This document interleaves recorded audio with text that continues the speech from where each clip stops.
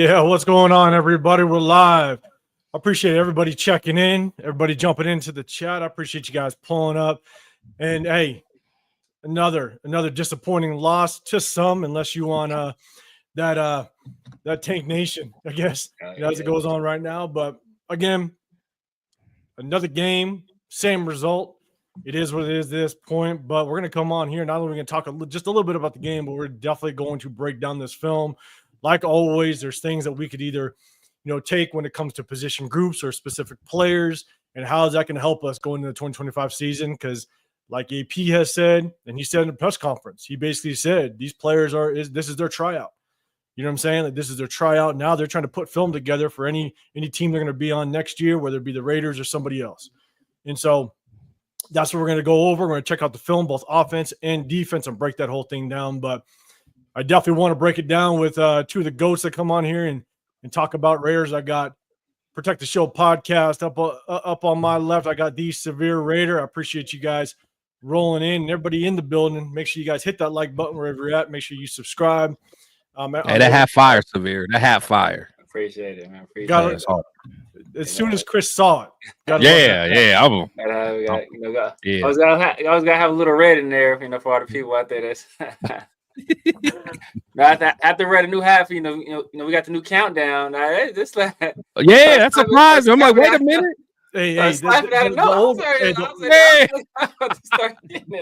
So check this out. The old one damn near put me to sleep sometimes. I was like, okay, I need to switch it up. And also I need to pick some. I had to pick something that you don't get some copyright on it. You know what I'm saying? And so I was like, all right, let's wake the people up while they're waiting. No, I appreciate you guys pulling through, man. Chris, man, how you feeling? I'm good, man.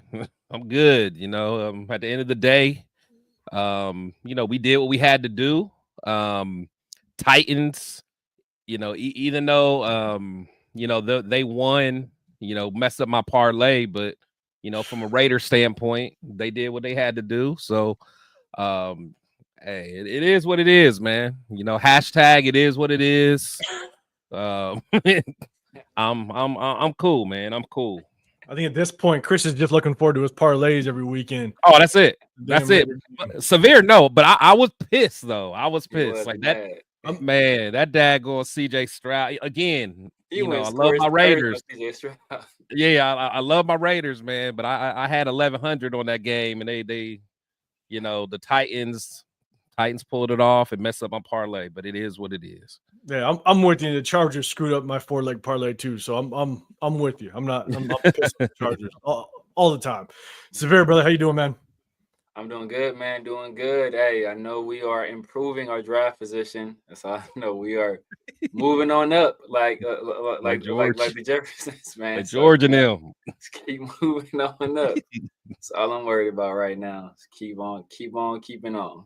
Like right now, at the end of the day, the day got in. Right now, we're third, right? Second now. They switch it. Yeah, we're second. Because of the schedule. Yeah. Second? Yeah, but I believe we're second. Well, before maybe last night, maybe the Ravens win last night changed it. I heard that was going to help us. But that's what I heard too. So because we lost to the Chargers and we beat the Ravens, so I don't. Schedule. Yeah, so because I think once the Chargers officially played the Ravens, that maybe that registered the strength of schedule. Possibly. Yes. Yeah. Made our. Yeah.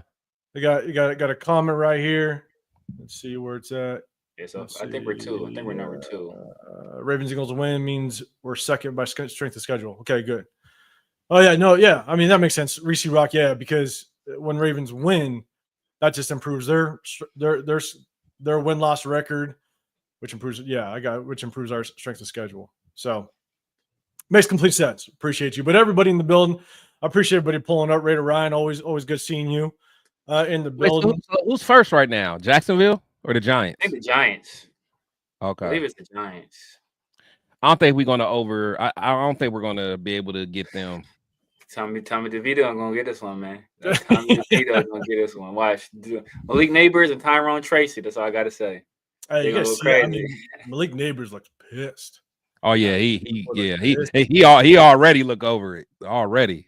I know. But Robert Penny, appreciate you pulling up. Nick Solano, always good to see you in the building. Billy D, appreciate you as well. Huey P, what's going on? Huey P. Jason Downs, good seeing you as well. Sun Goddess, you in the building. For sure. Lano, appreciate you coming through. Billy D, the family man. Yeah. Let's see, a dog's life coming through as well. Appreciate you pulling up. Good seeing you. Freddie Chavez, you in the building. Let's see who else we got coming through. Sean Swipes, good to see you. As Sean, well. What's up, y'all? Let's see. Keep bang Gunsmoke. I appreciate you as well. And JJ coming on in. I appreciate you pulling up. Always good seeing everybody in the building. So again, guys, if you guys got any comments, you guys want to put something up here, hit that hashtag Raiders first, and then give the comment, and I'll be able to put it on up there. Raider Felon, appreciate you pulling up. You said Giants, Raiders, Jags. All right, cool. Appreciate you throwing that up there. Reese Rock, yeah. I'm telling you, Malik, man, he just looked like he already over it. Yeah, I'm only taking this interview so I don't get fined, right? Like, right. I don't think he wanted any part of it. You know what I'm saying? So let's talk real brief before we get into the film. We're definitely going to jump into the film real quick, but let's talk real quick about the game. I'll let you guys kind of talk a little bit, but look, the biggest thing for me, I feel like it was just a tale of two halves. I think it was we go into halftime up 13-9, I believe it was, and then we get outscored second half 20-6. Yeah. That just tells me you got outplayed, outcoached in the second half. After reviewing the film, I definitely got some question marks, and I'll pull it up on the screen. I'll show you some plays where I think there's still just miscommunication issues on the defensive side. Yeah. And I'll pull up those plays and we'll see it. Yeah. And that's the hard part is when you have, I understand we have injuries, but when you have miscommunication on some very basic plays, that's where that definitely is on the shoulder of coaching. Coaching, yeah. You know what I'm saying? And I understand that, yes, we had some young players go in there. We had injuries, but at the end of the day, it's your job. It's your job to coach them up and have them fully prepared for game day, for every situation that you're going to see. And you still have veterans on this field. You got Spillane, Max Crosby, Isaiah Palomau, Trayvon Merrick. You still have veterans on this team that's going to be able to, kind of dictate responsibility and make sure that they are, that they understand what their responsibility is on that specific play. And we're just not seeing it. The communication is there. Yes, it's got to happen in a split second, but it's not there. But that was kind of my biggest thing. We go into halftime with the lead, and then we get completely outscored and outplayed in the second half, and that's kind of been the MO of our season. But Severe, man, what's your thoughts on the game and kind of pros and cons of the game in your eyes?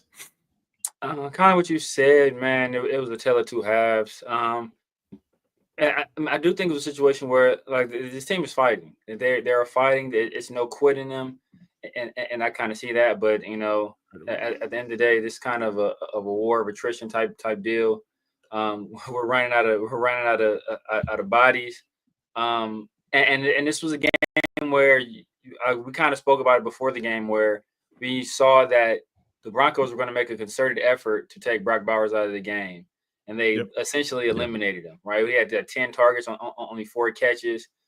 Trey Tucker actually came through. Because of it, he had a big game, but that kind of wasn't enough. And it was good seeing, the young backs like Lauby and McCormick get in there and make some positive contributions as well. This is the time, SS, strategic substitutions. Let these guys let these young guys cook, man. Let these young guys get some run. Let them get some experience. See what we have.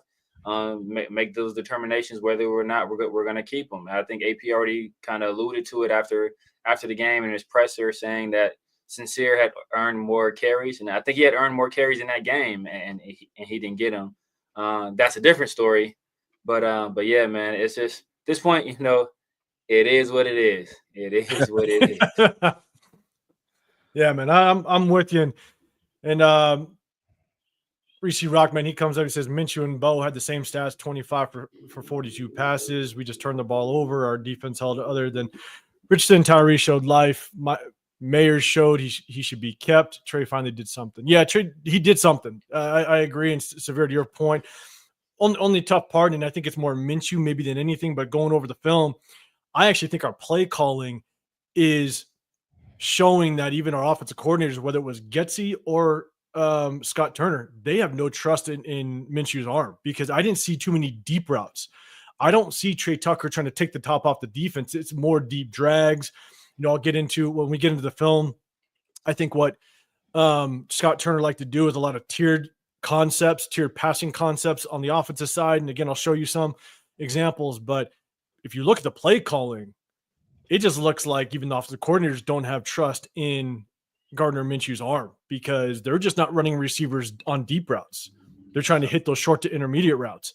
And so, yeah, it was also turnovers, right? Gardner Minshew, he was eventually going to turn that ball over, and that was just an ugly interception. And you just kind of see a switch, right? A switch in momentum. You see a switch in just the demeanor of the team. And so I agree. Chris, man, what were your thoughts on the game?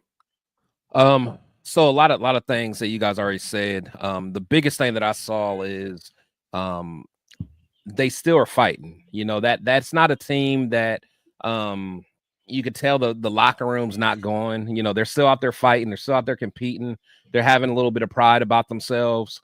They're not tanking. We just have a lot of injuries. We're just not that good. But you see the guys out there still fighting. You're looking at a Tyree Wilson giving maximum effort, for some plays. Like there was a couple plays out there, and I have to go, and I'm sure you probably got some of the plays, but the dude looked like a dog a couple plays. I'm like, wait a minute. I think that the young guys, DCam, he gave up some big plays, but I also think he was out there competing, for a rookie cornerback. I saw a couple good things about him. Sincere McCormick, that guy was running hard. Love to see Lauby get that big play. The biggest thing is, the guys are still fighting at the end of the day. So, I'm not, that's one thing I love to see. I love to see the guys at least having some pride about themselves. And I know you kind of brought up with Minshew. I don't think it's not necessarily they don't believe in his arm to go deep. I just think they don't believe in the line to give him time. Well, the one thing I'll say is our line, again, just looking at the film, our line actually did pretty good in pass protection in this game, about 80% of the game. Yeah. I think they just got worn down. If you look at that Broncos defensive line, they were a big defensive line. They're heavy boys on that front. And they were attacking. They got worn down, and they exposed, I think, our weakest link on the offensive line is Dylan Parham right now. Oh, yeah. And there's some examples. Yeah. And I think he is the weakest link. I think our left side with Colton Miller, Jordan Meredith, I think they did a very good job almost the entire game. Colton Miller looked like he got ran down. He started to get run down those last two series. Yeah. Those defensive ends were coming hard at him, and he was getting pushed back. But I think that's the hard part is they may question the O-line, but if you watch, just watching the game film, they don't even run receivers deep. Yeah, they don't even try. Yeah. Yep. That's the hard part. Yeah. It's a lot of just crossers. Yeah. And another thing, and I know we talk about it every Tuesday, but Gardner Minshew is a completely different quarterback when he actually sets his feet. When he sets his feet, yes, he's tolerable. He really is. He's tolerable. But when he's trying to do like I said, trying to look swaggy, trying to be swagged out on his throws and leaning one way or doing a little jump, his ball's always going short. Because again, he doesn't have the arm. But when he sets his feet, man, he looks like a completely different guy. So, but that's not a problem we got to worry about anymore. But that was just observation I had. Yeah, I'm with you because I didn't watch him too much in the past. I went back and watched a couple of his indie games. When we picked him up, just to kind of get a better feel for him. But to your point, we've done this every Tuesday, or for the most part every Tuesday. We look at it like his mechanics are so bad, and when he throws off platform, throws all arm, it's all off. Arm. It's completely off. And you saw the inaccuracies kind of towards the tail end of that game, where he's just throwing at the feet of Amir Abdullah or Trey Tucker. Like he just falls apart. you know, and so I'm with you on that. But we are definitely going to get into the film. Shout out to everybody in the building coming through. My 2 cents, you're pulling through. I appreciate you pulling up. M-Easy Box, you're in the building as well. Diablo. Raider Rebel, appreciate you coming through. Let's see. We got Sacktown. Raider Mike, always good seeing you. Yeah, in the building as well. I appreciate you pulling up. And Raider Rebel, I think I saw your comment, but I mean, to your point, and I said this in a video that I dropped, it's like at this point, this team is going to fight. They have to fight because they're fighting for either a roster spot on this team next year, or they're putting out highlight film for any other team that wants to pick them up as a free agent if we release them. And so, you know, as players, you're never going to quit, ever. You know what I'm saying? Because you don't know what the future holds moving forward. And so, but these coaches, if they think their job isn't secure, they're going to fight they're going to battle. But if they think their job is secure, then you might see some strategic, some hashtag SS moves by coaches. You know what I'm saying? If they think their job is secure, and honestly, that's one of the things that I'm kind of looking at when it comes to this coaching staff is what are the moves that they're making? Yeah. Because as much as some people will call out AP needs to be fired or give AP another chance, whatever side you're on, at the end of the day, it's trying to figure out, like, we don't know for sure. Yeah. We don't know what's happening behind the scenes.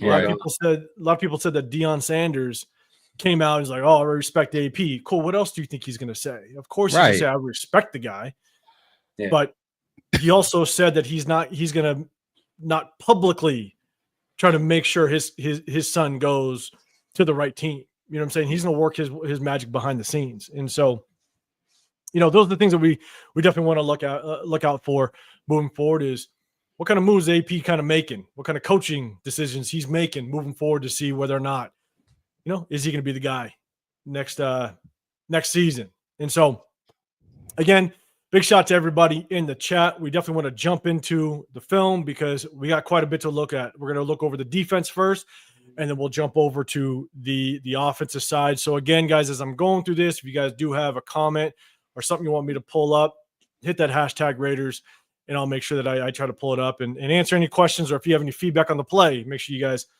put up there as well.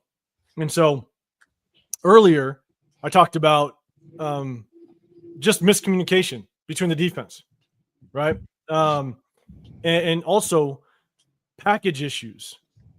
There's times where on the film I'm watching, I'm going, okay, I'm seeing what the offensive package is. And, you know, whenever an offense makes a switch personnel-wise, the defense gives the officials give the defense opportunity to make any substitutions that you want, right? Exactly. And so this is 1st and 10. This is 1st and 10. Obviously, they can run or pass, but what kind of struck me was they basically have 3 tight ends out on the field. You got a tight end in the slot here, and you got an extra lineman as a tight end, and then you have a tight end down here. But for some reason, we still only have 2 linebackers, and you got what's number 3's name? I'm blanking. Harper. Harper. Is it Harper or Darnay Holmes?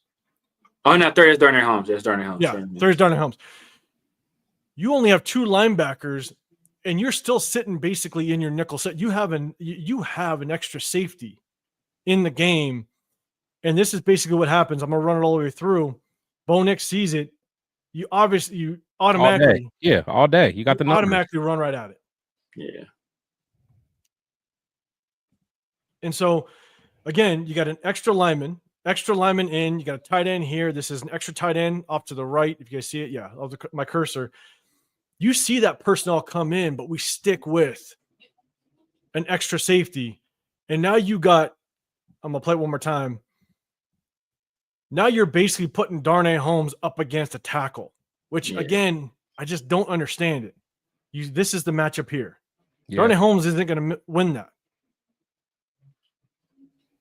Yep. And so to me, that just kind of caught my eye to where I'm sitting there going, wait a second. Why is that our defensive package when you see that offense come out? Like Patrick Graham, you review film, you see film.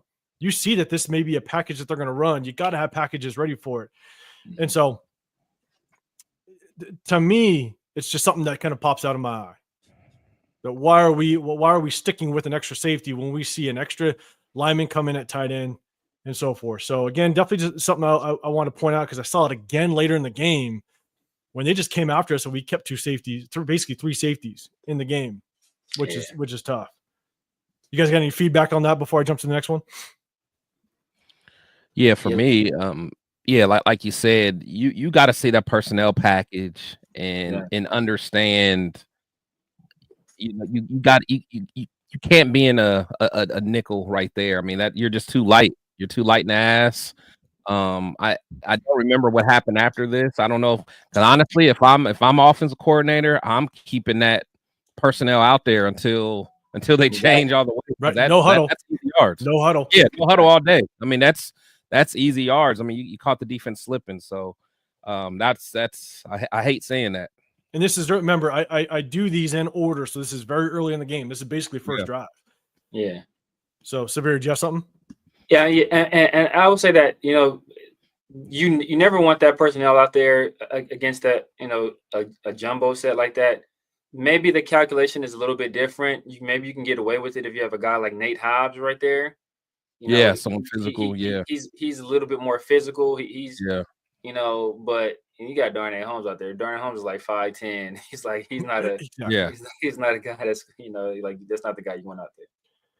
And again, I want to make it very clear. I mean, this is 1st and 10. If this was like a 3rd and 16, completely different story. You wouldn't bring it, but then again, you wouldn't bring in an extra tight end or an extra lineman to be a tight end. You know what I'm saying? And so, you know, again, these are just things that when I'm watching the film and kind of going over, it catches my eye.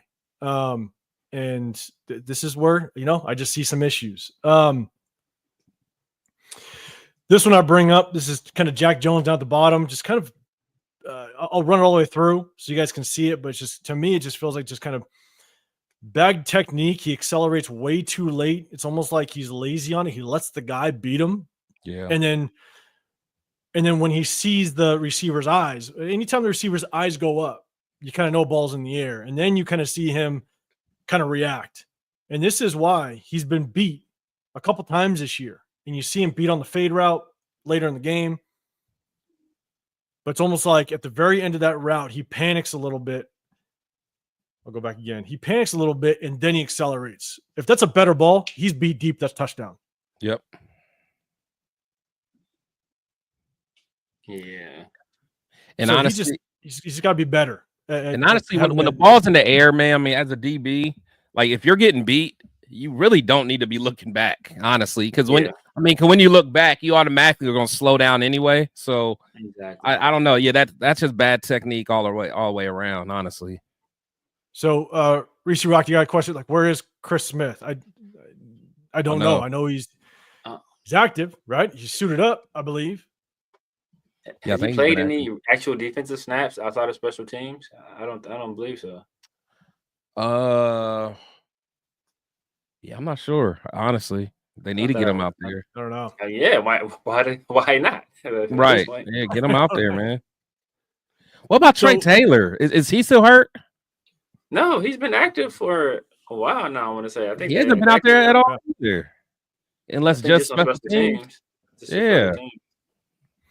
So even though I just showed a clip of, it seems like it seems like Jack Jones, he just kind of gets lazy through his back pedal releases with the receiver. As soon as he sees the receiver's eyes go up, then he accelerates. But you already beat deep at that point. Yeah. If he continues, like this is a clip, and this is where he almost had that pick where he cuts off the receiver. He's down here at the bottom of the screen. The thing about Jack Jones, he is fast. He's quick as all hell. And if he continues to just keep that motor going, I think he can turn into, or at least be that number one corner that we thought he could be at the bottom of the screen. But as soon as he changed the direction, his acceleration through here. Yeah. Oh, he should have got that guy off. Yeah. He should have. I think it was.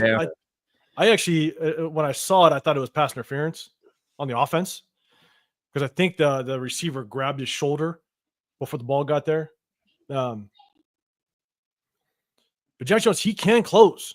Yeah, he's fast, quick. He's got closing speed, and it's not like I mean, he kind of rounded off right there at the end. That shows you how fast he is. It's not like he took a straight line. He kind of rounded out a little bit, and he was still able to get there. That's that's athleticism right there. Oh man, that was a Gardner Minshew right there by Bo Nix. Yeah, he just threw. I don't know why he That threw was that. a Gardner Minshew right there. I'm for gonna try to sure. pause it.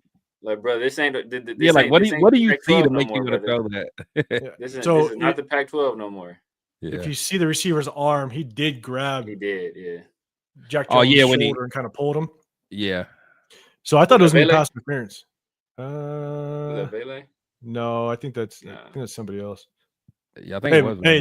That kid Vele is a bad man though. Vele, No, yeah. he could play. Yeah, he could play. Yeah, for sure. But again, the Broncos got a couple young guys over there that caught my like. He's like a TJ Houshmandzadeh, low key, like big body guy, like nice, like a good route runner. Yeah, post you up.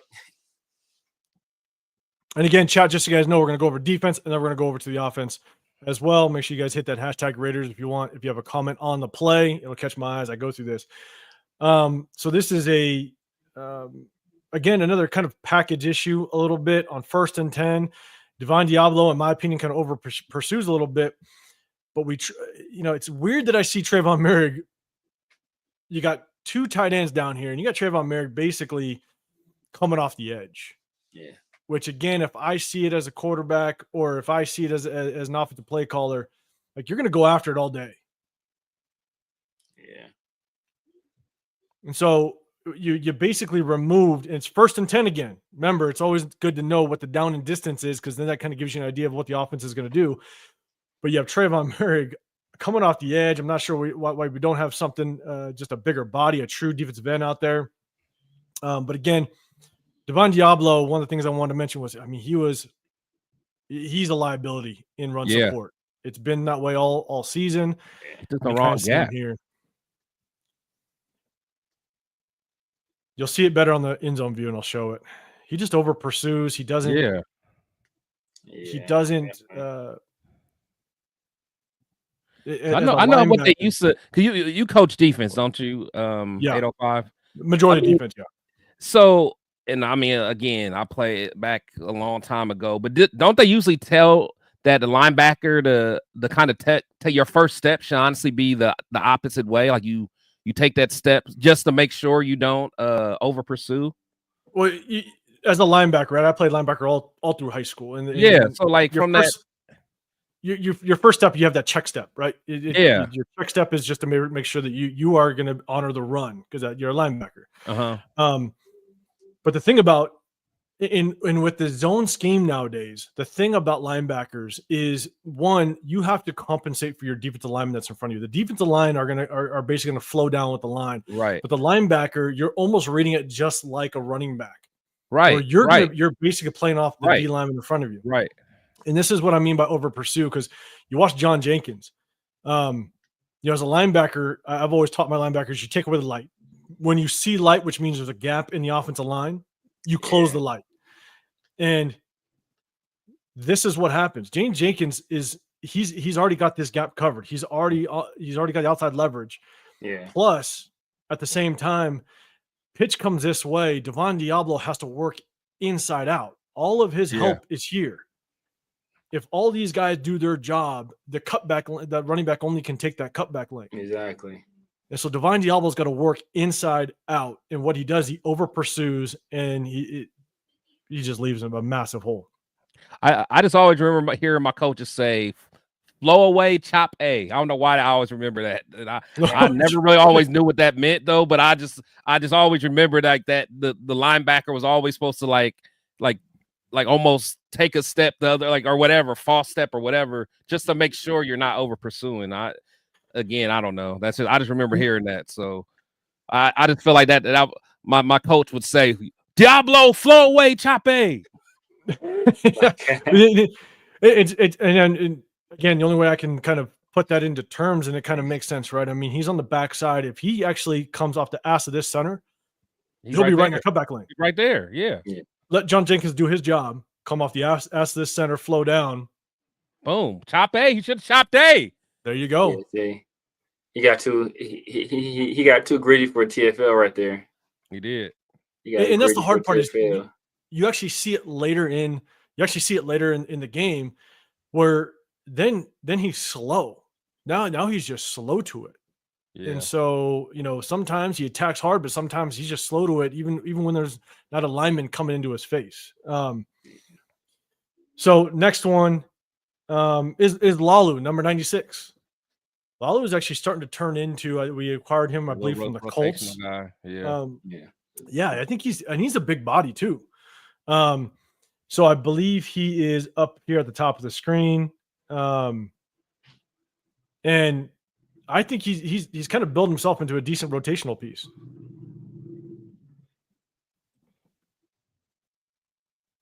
Oh, we'll go over the end zone view. So I believe that's no. Oh, my bad. I think he's down here.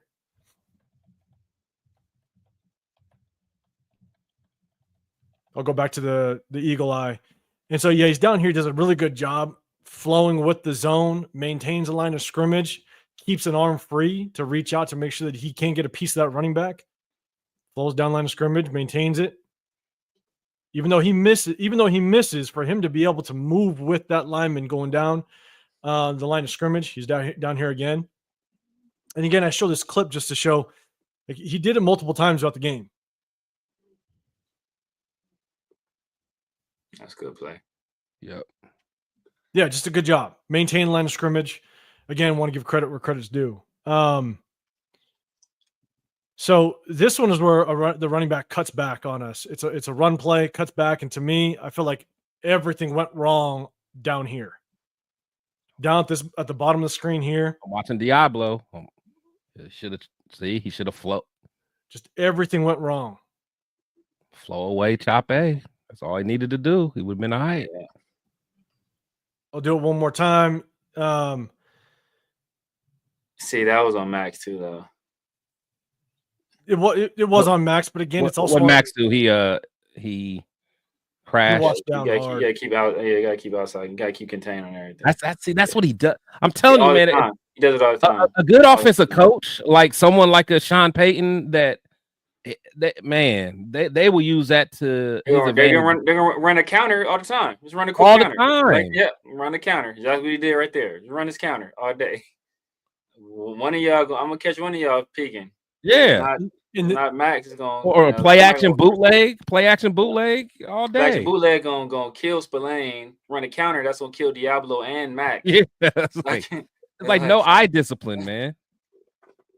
It's like they just.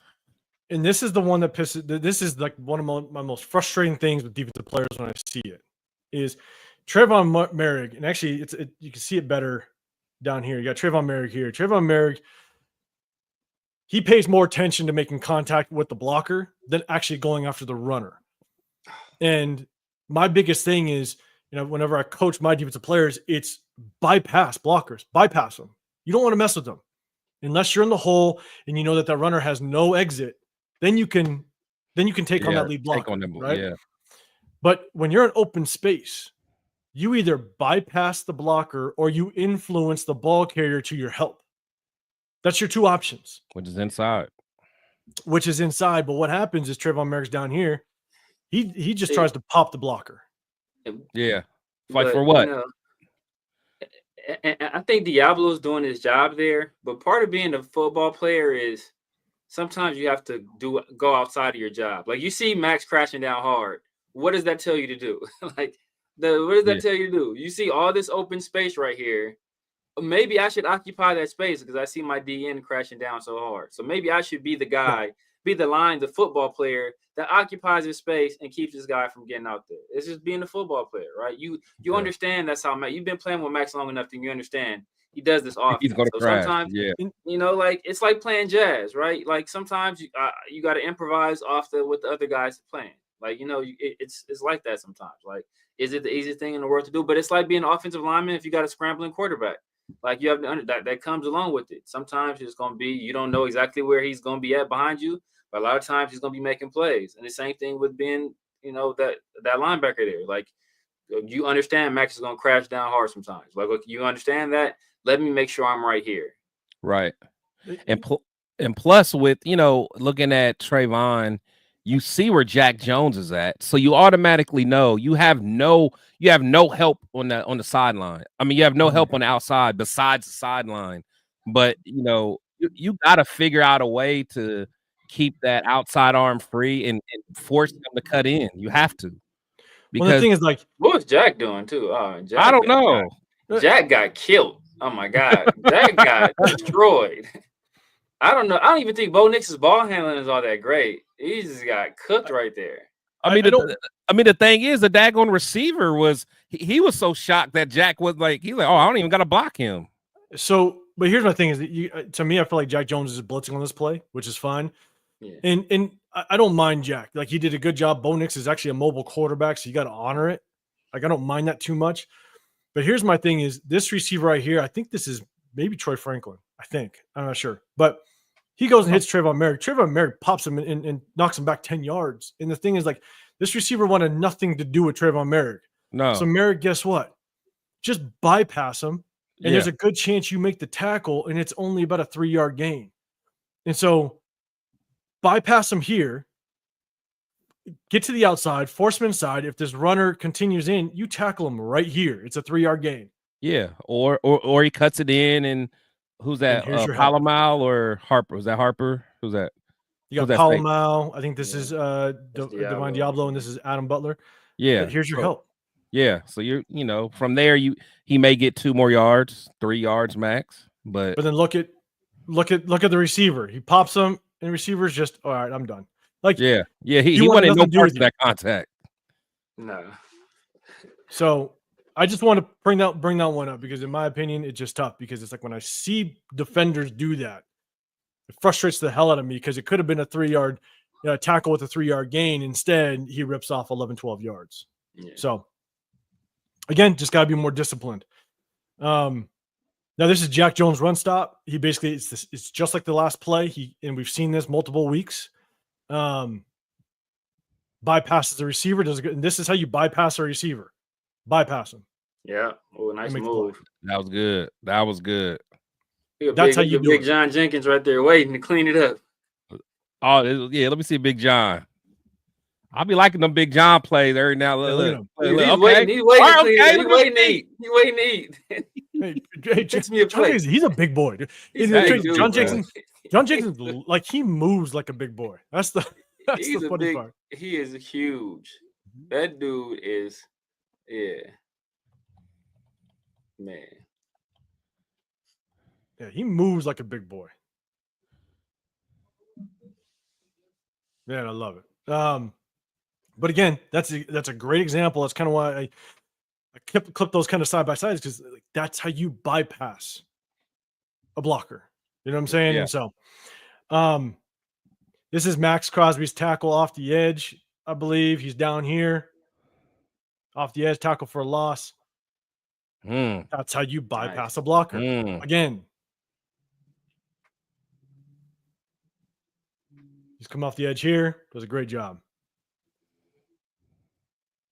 Bypass the blocker, dips underneath. 45 didn't want no parts of Max. It didn't stand a chance either. He didn't want no parts. God, just love it. He didn't even want no part of Diablo. He's like, right. He just had like, let alone Max. Like, he let Diablo's rock right past him too. He's like, all right, what you doing? He came in motion hard though, like he was about to do something. Exactly. So, great job by Max, right? But then there are plays, and I got a couple where Max gets himself in trouble because of it. Now, this is Tyree Wilson's sack. He's down here. Yeah. One thing that I will, me appreciate you coming in. No worries for being late. We're 5 minutes late too, so I'm with you. And shout out to the chat, man. Cool, Kev. I appreciate you coming in. I see you in the building. Raider Ways in the building. All right, go Broncos. I feel you. Whatever. That's my guy, though. That's my guy. He a real one. Is that the one you had the show with last year? Yeah. Yep. Okay, I remember him. Yeah. Yeah, that's my dude. He be talking this talk, man. That's my dude. I like it. All right. You get a pass. All right. So, but here's my thing about Tyree. Okay, and again, I brought up his plays, and the thing is that as much as Tyree had a good game, like, you got to give it to him, right? He made some plays, all that stuff. There's one very good common denominator. Almost I mean, he made 4 good plays, 75% of them. He's not blocked. He just doesn't get touched. It's just free plays. Severe brought that up. Severe brought that up. Oh, did you? Okay. There's a certain member of TRS that was just like, oh, but Tyree, look at Tyree out there. But I'm like, bro, Tyree he's the ultimate warrior, right? Nobody touch that. But that's the same thing we said in the preseason. Where he's like, look, see, remember the exactly. Like see what? Blocking Tyree is a monster. If you ain't blocking, bro, like if ain't nobody guarding me, bro, I'm Steph Curry from 3. Right? Ain't anybody guarding me, bro. I'm knocking down all day. So like, I'll go back. You guys remember last week? Remember last week when Tyree got his sack? Or no, sorry, he was close to a sack. On the stunt. He was on the stunt, and he kind of got a sack last week. The same way, same play, the exact same. No. But I'm saying like. It was another play where they stunted and he almost bubbled back and he was late to it. He didn't get the sack, but he was late to getting pressure on Tua. Yeah. And the thing is that that's the part that like he had to come off that guard's ass. Yeah. And on this one, he's still not as clean as I want it to be, but he didn't bubble back as much on this one. Yeah. And he actually was able to finish. And so that was my thing, is that as much as, and we'll see this play through, like right here, you still want to come right off of Adam Butler's ass. But on this one, he didn't bubble back as much as he did last week. And he was able to get there. It's cleaner. Yeah, it's cleaner. Exactly. Yeah. And so, but look, 77 does a horrible job. Bad eyes by 77. Doesn't see, like he tries to help, doesn't see Tyree coming. Well, he ain't even looking. Yeah. Look at Snowden, though. Snowden out there making. Down here, we'll see it. Yeah, Snowden dang near made, if Tyree wouldn't have got there, Snowden might have got there. Snowden getting there. Yeah, he was coming. He's doing a good job. Did my man play? Not thinking about it. Kellyvon? Huh? Kellyvon Chasen? Yeah, did he play? He did. I don't remember him playing. No. Yeah, but I don't remember him either, honestly. That was one of the things that stood out to me, is that he didn't start. I don't think he got his first snaps until late in the first quarter, maybe even second, and he got minimal snaps. So I don't know. I don't know if, and again, this is just me, full speculation. Trying to hide him. Hashtag SS. Yeah. I think they're trying to hide him. Yeah. You know what I'm saying? Like, don't get more reps. Don't show more film, because all of a sudden now you're going to want us, a decent contract. Yeah. Or another team might try to swoop in, but we'll give you this. Yeah. He has too much of a motor. Like he messing around and pop out on film, man. Exactly. So pure speculation, okay? But that's what I'm saying. That's what I'm saying. I feel that. This one is, I believe, this is the tackle for a loss, and this is where it's like, I'll do it one more time down here. Tyree Wilson, good play. I'll give it to him. Good play. We'll run it through as we talk about it, but it's a kind of a gimme. Exactly, man. I give him. Look, hey, it was good. He stayed disciplined. He didn't fall. He didn't go for the bait. He didn't fall for the banana in the tailpipe. But it's like, bro, ain't nobody blocking you, man. It's like nobody. Literally, all you have to do is he took 2 steps. He took 2 steps. That's steps. So again, like, don't get me wrong, like 1, 2 tackle. If you don't make that play, you shouldn't be in the NFL. Period. Yeah. She out there feeling himself. He see me. Like, to me, that's more of a horrible play call, or like that's bad on Bo Nix not to check out of that thing. Yeah. Unless this receiver's supposed to maybe chip down, crack him, pick up Tyree. I don't know. Is that Veleg down there? Yeah, you already know Troy Flank ain't blocking nobody. It's Cortland Sutton. Yeah, about that. Sutton. Oh yeah, okay. Sutton's big ass will block though. Now Sutton will block. He hurt too much though. He might be making some business decisions himself. Yeah, he like, damn, right. Tyree big. Yeah, I ain't a young kid no more. I'm gonna let this be. So, like, look, again, I don't want to discredit Tyree making that play. Like, you made the play, cool, you did it. But those could be those plays that kind of spark a young kid's career. Like, all of a sudden, you get a little momentum. Yeah. So good. You know what I'm saying? Like, you made the play, you did what you're supposed to do. I give you credit, but I don't want to all of a sudden be like, all of a sudden now he's now he's a stud. Let's start this kid. Like, this is kind of a gimme. So I see you out there, Tyree with the monster game. Like what? Like, a monster game. Exactly. What did you see? Though? It's so monstrous. I don't know what you. Yeah, right away, Tyree all pro and no one blocking him. Right? Like again, I don't want to discredit or bag on anybody, but at the same time, you got to call it how it is. And again, this is why we go over film. That's why we watch it, to kind of get the reality of the situation instead of just that spur of the moment emotion when that play happens. So, this is Robert Spillane's tackle on the screen, which was just a good play. He's down here. Good tackle by Robert Spillane. Let it run all the way through, so we'll see it. Good job identifying it. And again, another example, bypass the blocker. Yep. We see him down here.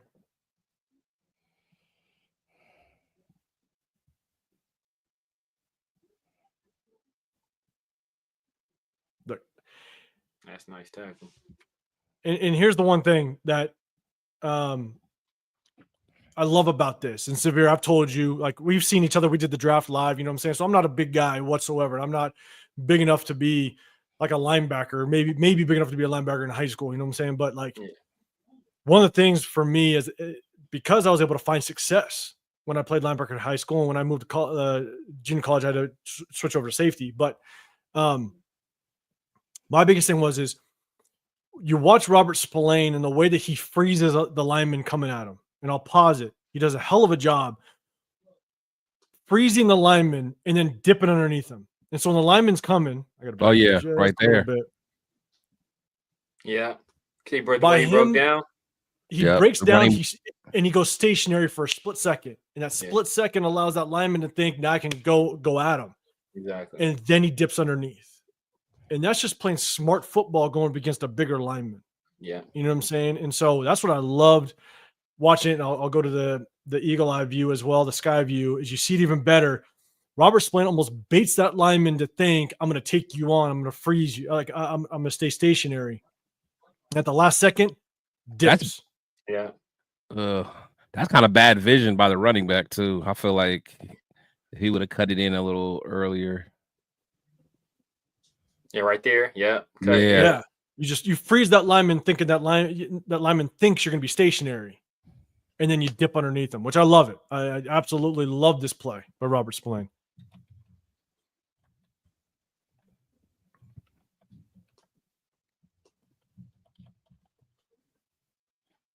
And so definitely give him credit. This one is John Jenkins. Big John Jenkins. Got to give him some love. I'm here for my John Jenkins play. Man, he's right here. Big man. There you look. That's what I'm talking about. That's the Jenkins I be liking, man. Let's go. Let's go, Big Jink. You know he's gonna get up and give us some. Let's go, Jink. Get him off of you too, and make it play. But like, what's impressive about this is that when he watch, he gets his helmet to one side, he keeps his eyes on the ball carrier, and at this point right here, you see this hand. Yeah. If everybody can see it, you see his hand. Yeah. He's able to actually cross that lineman's face, knowing that running back is going to cut back on him, and he still makes the play. Get off me. Almost a hump move, basically. Yeah. Yeah, love it. Get that arm under that armpit and get him up off you. Yeah. He gets penetration in the backfield. Get that Reggie White. That was that Reggie White special. For sure. Give John Jenkins some love one more time. Yeah, that was fine. Yeah, man. I mean, gotta love it. And that was actually good. A good pursuit by Diablo too. Yeah. Well, we talk shit about him all the time. We'll see him one more time. Getting downhill. Just enough. I mean, he didn't get downhill. Yeah. He was there to clean up anything. Exactly. Yeah. He read the right gap that time. Right. Okay. Tyree Wilson, tackle for loss. Top of the screen. All right, Tyree. Let's see what kind. See what it. Good play, Tyree. Good play. Right? I'm giving you, dog. Yeah. Tyree ain't getting blocked, bro. He's a demon. He's a demon, bro. Tyree ain't getting. That's like, hey, he made the play, man. He made the play. I'm with it, man. Because I don't know who that dude was on who ran right past him because right he obviously past didn't was want that no the tight smoke end? with That was the tight end, Tyree. Is wasn't that it? 45 again? Yeah. Is that 45? Don't want to block nobody. Wait, was it really 45? I think it was. Is that 45? Oh, 45. 45? He don't want to block that. He just out there for He a ain't out there to paycheck. block it Let's off. see. Yeah, he out there for He's that down is here. 45. Yeah, it is 45. And he ain't blocking nobody. Like what? What did you think was gonna happen on that play? Right. What did you think? Was you expecting? Maybe that was a. Maybe it's an option. That's RP. It's like almost. Bo like can take a this. triple Bo Nix option. can take it. Yeah. Bo Nix can take this and run if he wants to, which he should have. Yeah. So that one he should. Who was he? He was reading that. He was reading the. He's reading Tyree. He read it wrong. Yeah. So yeah. He. That's a bad. Yeah, he should have kept that. And then follow that's 45. That's almost like a triple option. On that one, he could have gave it to the running back, or he could have pulled it. But I'm sure they got some action off of there where he can pull it back and throw off of that same action too. Now, to be fair, it's 45's job to read Tyree. If Tyree goes upfield, if he goes directly upfield in the backfield, he kicks Tyree out, which allows a cutback lane for the running back. But if Tyree crashes hard, 45 bypasses him, and that's when Bo Nix has to take it. He keeps it. Yeah. So to 45's, where's that Bronco? Where's your boy Chris? That Broncos fan. I don't know where. Yeah, he left. Defense, his defense. In 45's defense, but 45 still didn't want no smoke. He didn't want no smoke. But again, hey, to Tyree, yes, Tyree Wilson, he made the play. It's just another unblocked play. But he made the play. We'll give it to him. But you look at the stat sheet. Tyree got a sack. He got 2 TFLs. Or Tyree got here. Oh yeah. For the box score Warriors, they probably think he did his thing this game. So Taddy 707, appreciate you coming to the building. You're saying give him till year 3. See what he's capable of. I think we are going to give him. I don't think we're getting rid of him. We got no choice. We'll give him to year 3, without question. Tyree can't start over Charles Snowden, so Jason. I mean, he still got a ways to go. This is Jack Jones. This is the touchdown over Jack Jones. He's going against Cortland Sutton. It's a good ball by Bo Nix, outside shoulder, and that's a good ball. It's a good ball, but man. If Jack Jones wants to be that number 1, you got to be more sticky than that. You got to make these plays. Yeah, punch the pocket right there. Yeah. It's not even like as soon as you saw him go up right there, you gotta punch the pocket. Yeah. You gotta get one hand between his and punch that ball out. But that's just a good tempo throw. Yeah, gotta punch that pocket. Yeah. It's a play there for him to be made. Or if he gets his eyes around, like when you see in the back of the end zone, at that point, like let me start looking. Like he ain't running past me at this point. Yeah. But Sutton's a big boy, so at that point, big dude, that's a tough ass anyway. The 1-on-1 with that size difference. The Sutton's what 6'5"? I don't know, but he is tall. I don't know exactly how tall. 6'5", 6'6" or something. That's great. So, that's the thing is you wanna be that number 1. Those are the plays you make. You know what I'm saying? SoCal Sal in the building. I appreciate you coming through as well. Jack, you just got to make that play 100%. This one's Trayvon Merrick's tackle. He's down here. Good, solid tackle. Trayvon Merrick in the box. He's been doing this all season. Yeah, that's a good player. That's the type of linebacker. Like, even though he's a safety, that's the type of linebacker play we want to see out of Divine Diablo. Let's put it that way. Yeah. Where's the Divine even at on this spot? There he is right there. He's right here. That's what he do. Get knocked off. Get knocked off the spot. Getting knocked off the spot. No, neither one of our linebackers really did that great right there. Yeah. No, yeah. Splain didn't, but yeah, Trayvon Merrick. I mean, that's a good play. That's a good play. Yeah, it's a good play by him.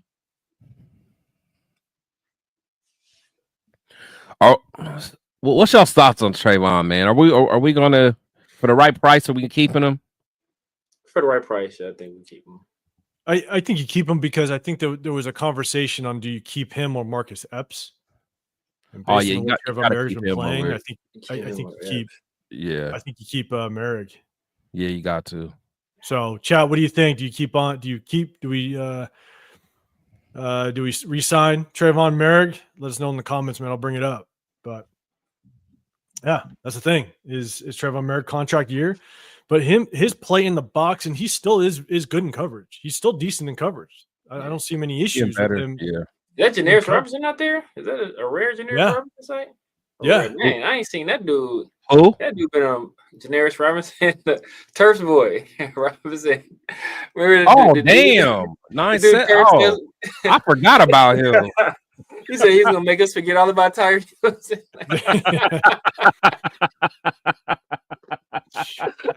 I actually liked Janarius Robinson last year. I want him to get more reps. Yeah, I thought he was going to step up a little bit, man.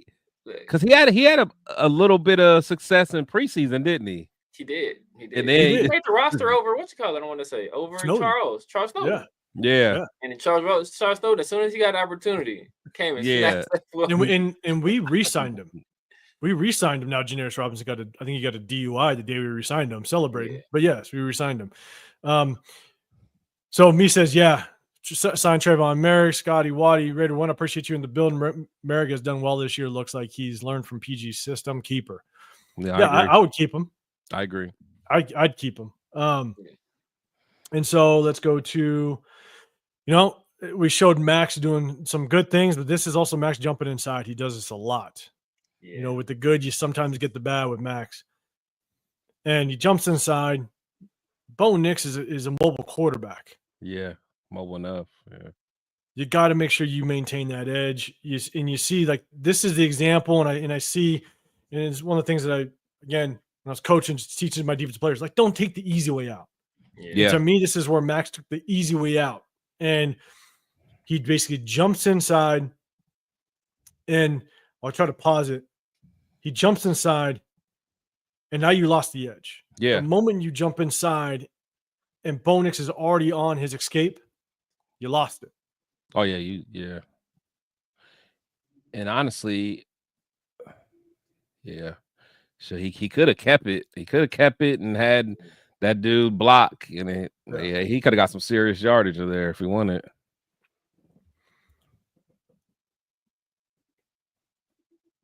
So, unfortunately, with Max, like, he does this periodically, and you can't do that against a mobile quarterback. If it's a statue back there, if it's Aiden O'Connell sitting back there, okay, jump inside all you want. But you got to just be a little more aware when you're playing against a good mobile quarterback like Bo Nix. I will say this about Tyree. His BGL is much better. His ball get off has improved. He ain't the last person. He's about even with everybody else now. So that is took him a year and some change to get that part down, but he's making some strides there.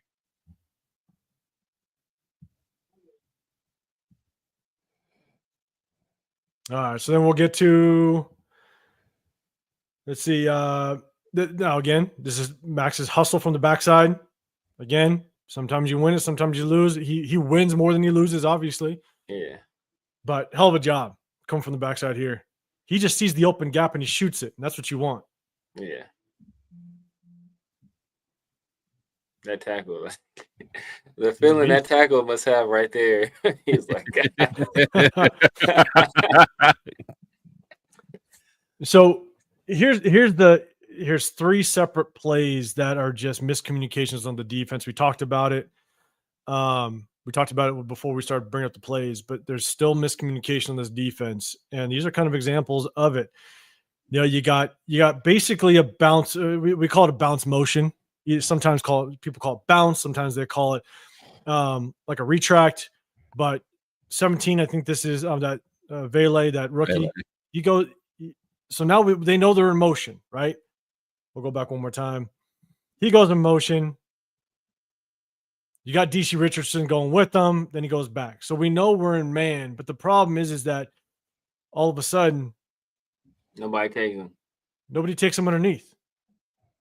And technically, in my opinion, I don't know this for sure, but I'm just assuming based on just what I know about defense, is Vele is now the number one receiver. And this is Darnay Holmes. You're taking that number one. Yeah. Jack's most likely to take the number two. DC Richardson, you take the number three. But because of that motion, it forces these three guys to communicate. Exactly. And same thing as we always say. It's a continued issue. It is. It was first and 10, and we basically give up 12 yards.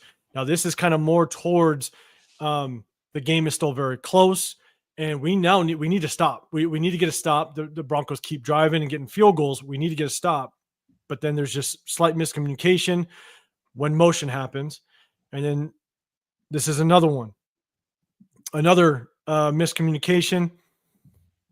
I'll kind of go back and kind of.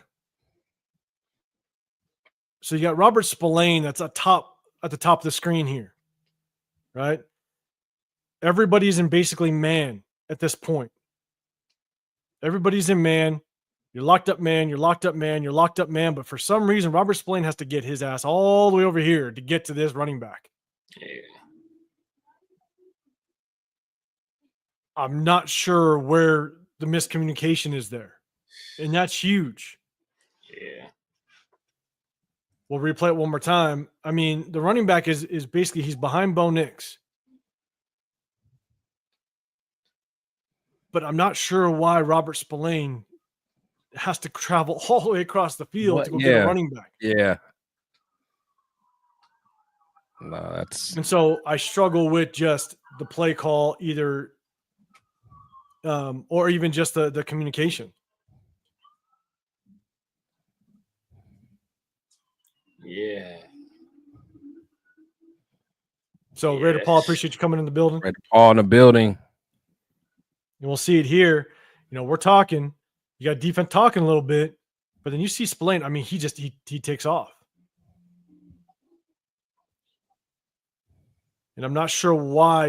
And you look at, I showed it just, on the eagle eye view where everybody's basically a man. So Spillane knew that's either his man or he's uncovered. Yeah. And he took off. So there's miscommunication somewhere that basically gave up almost a 40-yard play because of miscommunication. Yeah. Yeah. I don't know. I don't know what was going on there. Because everybody else was manned up. Right. I don't know if they caught him lacking or what it was. Because, it seems like everybody else is pretty locked up. But he was just there, like, just covering grass for a second. Like, there's definitely some miscommunication. Like, it seemed like pre-play, like before the play even started. Yeah. And just know the DJ, appreciate you coming through the building. He says Raiders don't run a ton of man coverage, so it's clear they lack understanding of their assignment. Every week. So, but we actually did see quite a bit of man in this game, just so you know, and I agree, like it's not all the time. But it does seem whenever we do go man, there is just miscommunication. And here's another, this is the third example. And this is actually after that 40-yard gain to where you'll see motion come down. All right. Motion's going to come down. Okay. And you got receiver, you got the motion man, and DC Richardson basically gets beat inside. But to me, I feel like, I don't know why, but Robert Spillane should have been able to be kind of the anchor in the inside, the help on the inside. Yeah.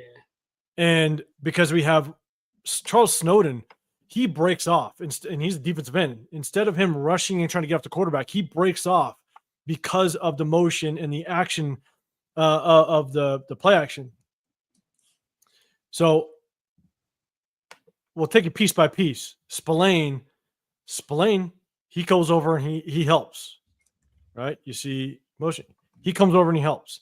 He does. I think it's more because of the play action, but Charles Snowden, he extends. You got Trayvon Merrick coming over. So now you got three guys to basically defend two. And now DC Richardson's got no help on the inside. Yeah. and it's an easy touchdown in the back of the end zone. Yeah. So that's tough. I don't know. I'd like to see Robert Spillane help a little bit more on the inside. You got Trayvon Merrick, right? That he exits. Trayvon Merrick basically exits the middle to go with the motion guy. He sees it. But what was Spillane following the running back? No, he's following their wide receiver that motioned out. So he's following 19 because of the play action. But yeah. But the thing is that you don't have to over pursue that much. Yeah. Trayvon Merrick's already going. Because Trayvon Merrick takes off before 19 even goes in his motion. Trayvon Merrick starts to go now. That's what I'm saying. I thought Trey was taking the motion guy. So I didn't know what. It's like DC is there for the back too. Yeah, it almost looks like Spillane is pointing at the running back at this point. But then basically zero help on the inside release for Cortland Sutton. Easy throw.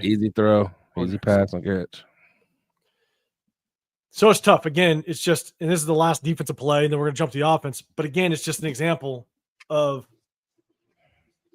there's just miscommunication. I just don't know if everybody understands their assignment specifically. And MEG Box, you're saying 20, misread that. And then Scotty Waddy, you're saying, I believe Spillane has the green dot. Do you think he isn't the guy for that? Is that where some of the miscommunication problems are?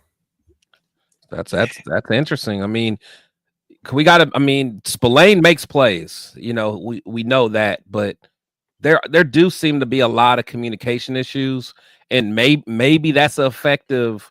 Epps not being out there, but it seems like it's a lot more communication issues this year than last year. I see a big difference. Because Epps played most of last year, so I think that's part of.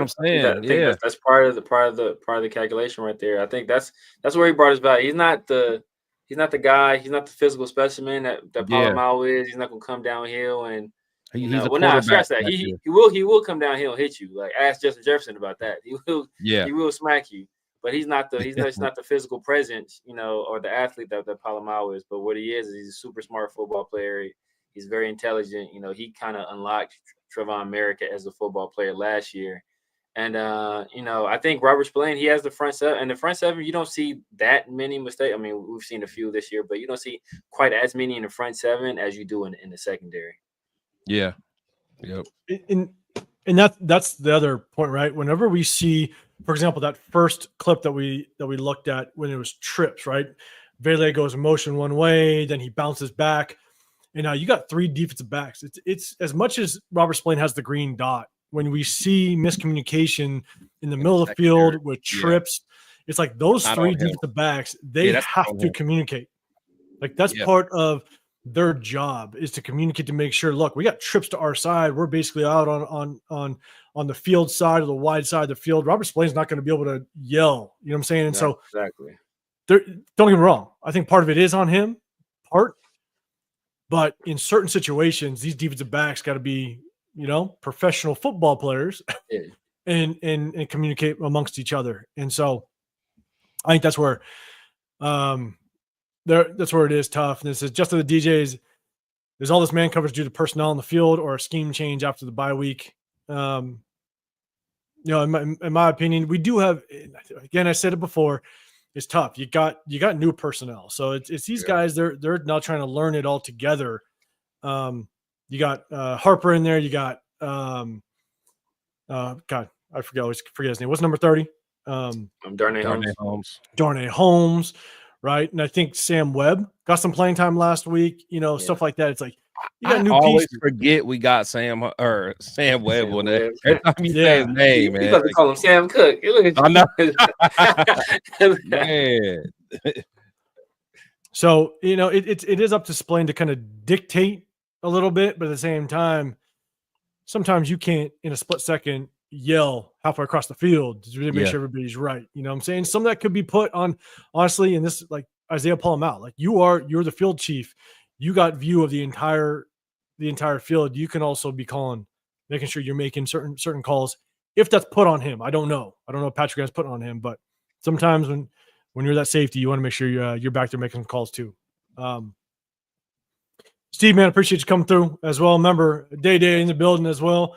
Make sure you guys hit that hashtag Raiders, then give the question. But also, this is the last defensive play. We're gonna jump to the offensive side, and make sure you hit that like button, subscribe wherever you guys are at. I got Chris Protect Show podcast, got the Severe Raider down below. I'm 805 Raider, Real Talk Raider Nation. Make sure you guys hit the like button, subscribe.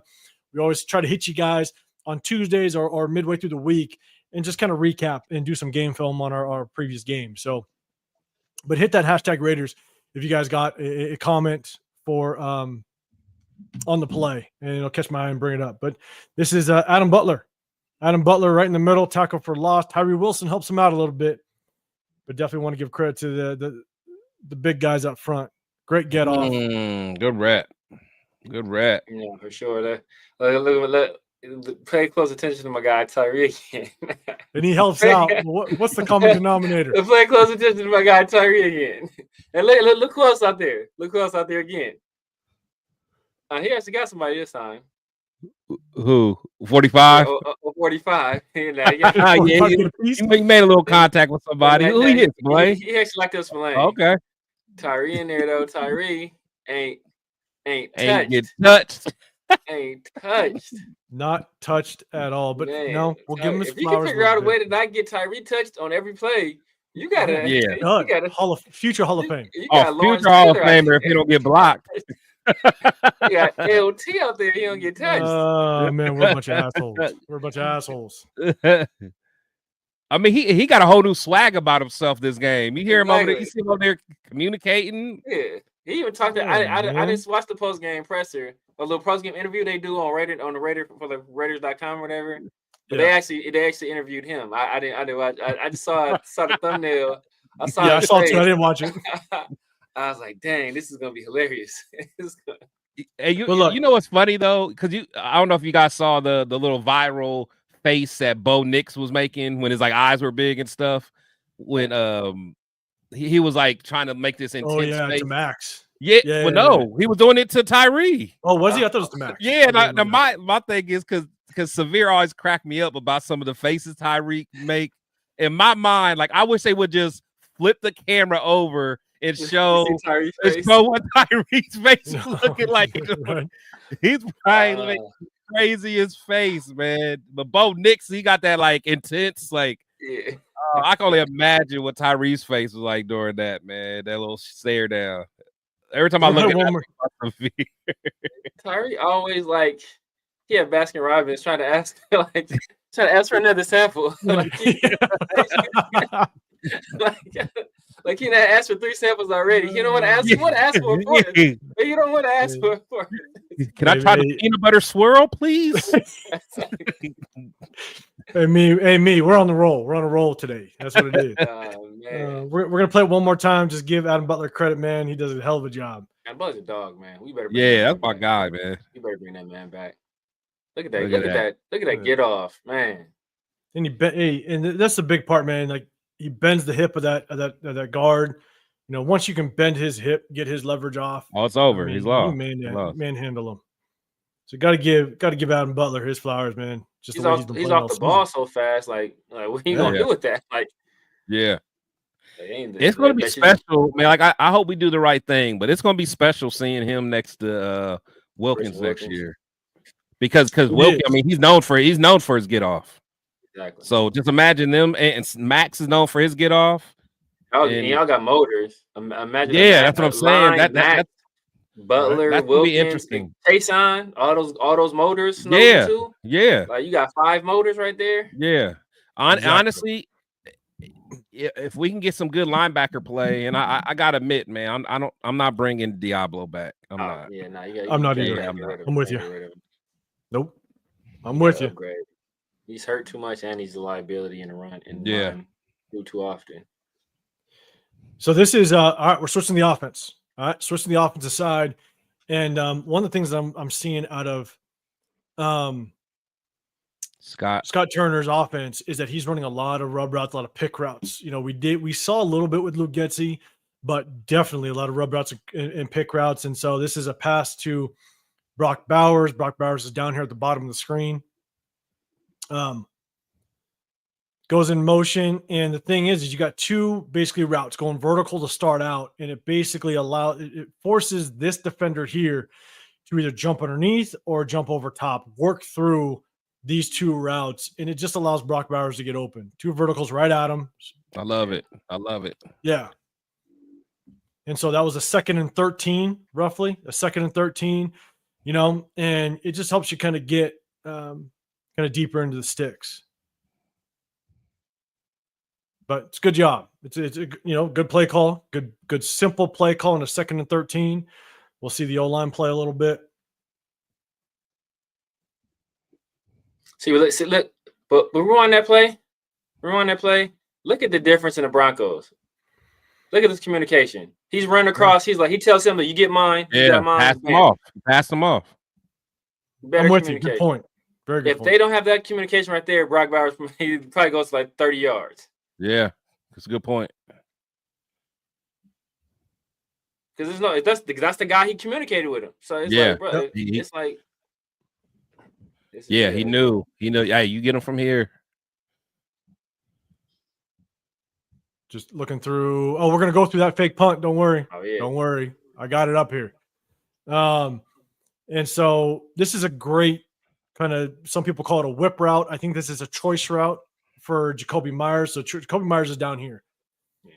And what happens is Jacoby Myers, he's basically either going to, again, could be a choice route where he basically has the option, depending on if this corner kind of gets ahead of him on this drag, then he'll whip this thing back out, which he does. Or if this corner is late to get there because you got a route that's kind of coming up field, if he's late to get there, Jacoby Myers can continue it. But he's down here.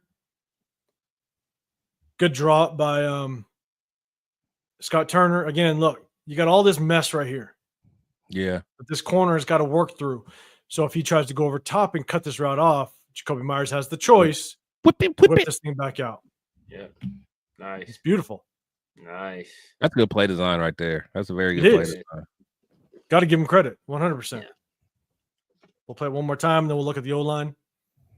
I want you to run something like that earlier in the year with Brock too, though. Yeah, we did see it. Severe to your point, like a lot of these are based on Luke Getsy's play calls. Like he's not reinventing the wheel. Yeah, you know, he's just trying to maybe call the plays that we saw a lot of success at.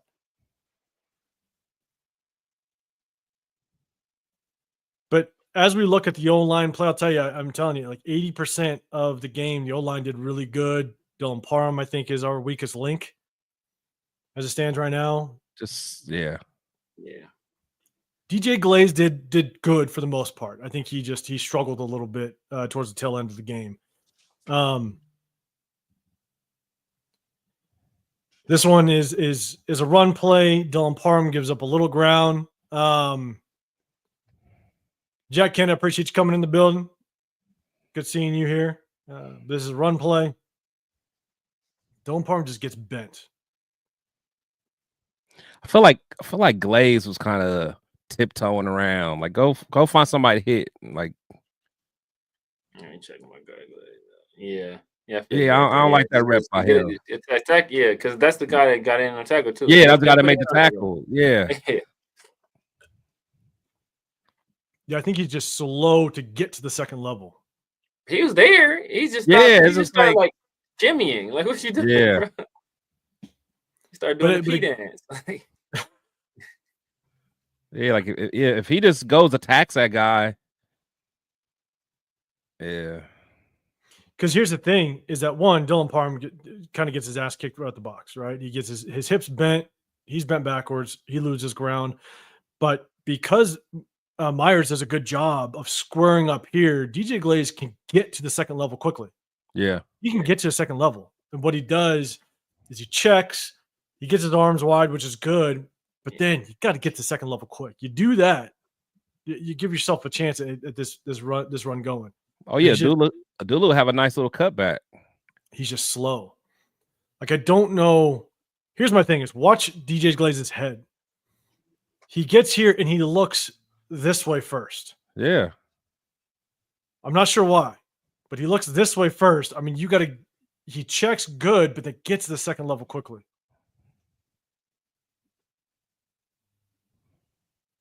He just gets to the second level. Yeah.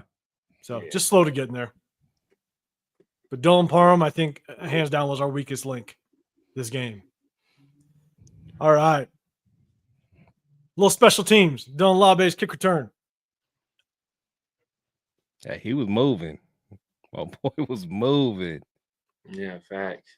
One more cut. Hey, here's the thing, though. He needed that. He needed that for confidence. Yep. Hey, any Raider boosters, Jeff, I appreciate you coming through the building. This is great blocking. I mean, just untouched. But what's beautiful is, and this is number one as a kick returner, you better not get tackled by the kicker. And Labe didn't get tackled by the kicker. So credit. Does a good job. Yeah, kind of frozen. Yep. Yeah. Bounce in, bounce out. Great job. We'll do it one more time.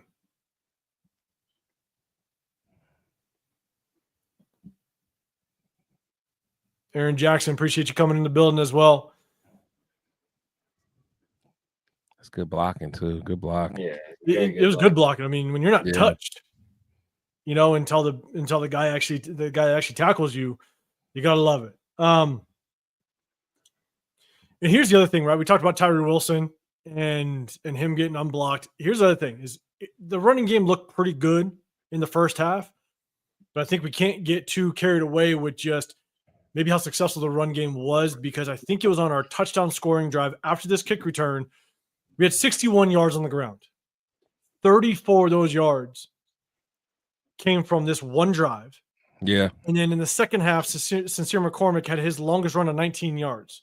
So we got 34 yards on one drive, and then one run later in the second half was 19 yards. I mean, it looked decent in the first half, but we still need to improve without question on the run game. But this is one of Sincere McCormick's runs. Does a good job. We'll definitely take a look at the run game. Jordan Meredith does a good job pulling. Very good job. He hit that hole fast too. He saw that little gap and went. Yeah, so you got Jordan Meredith that pulls, does a good job. I mean, you're basically going to target the inside shoulder of this D end. Does a good job of just basically stalemating him right at the point of contact. And I like the patience that McCormick had to let him get that pull off, and then he can cut right inside of his butt. Yeah. That is a terrible, diabolical sentence. That sentence will go down. That was bad. No, that was bad. That was bad. Oh my God. At that point, I'm just going with it at that point. He was already too. He was like, that. I just gotta. Yeah. I just gotta finish this I was in too deep.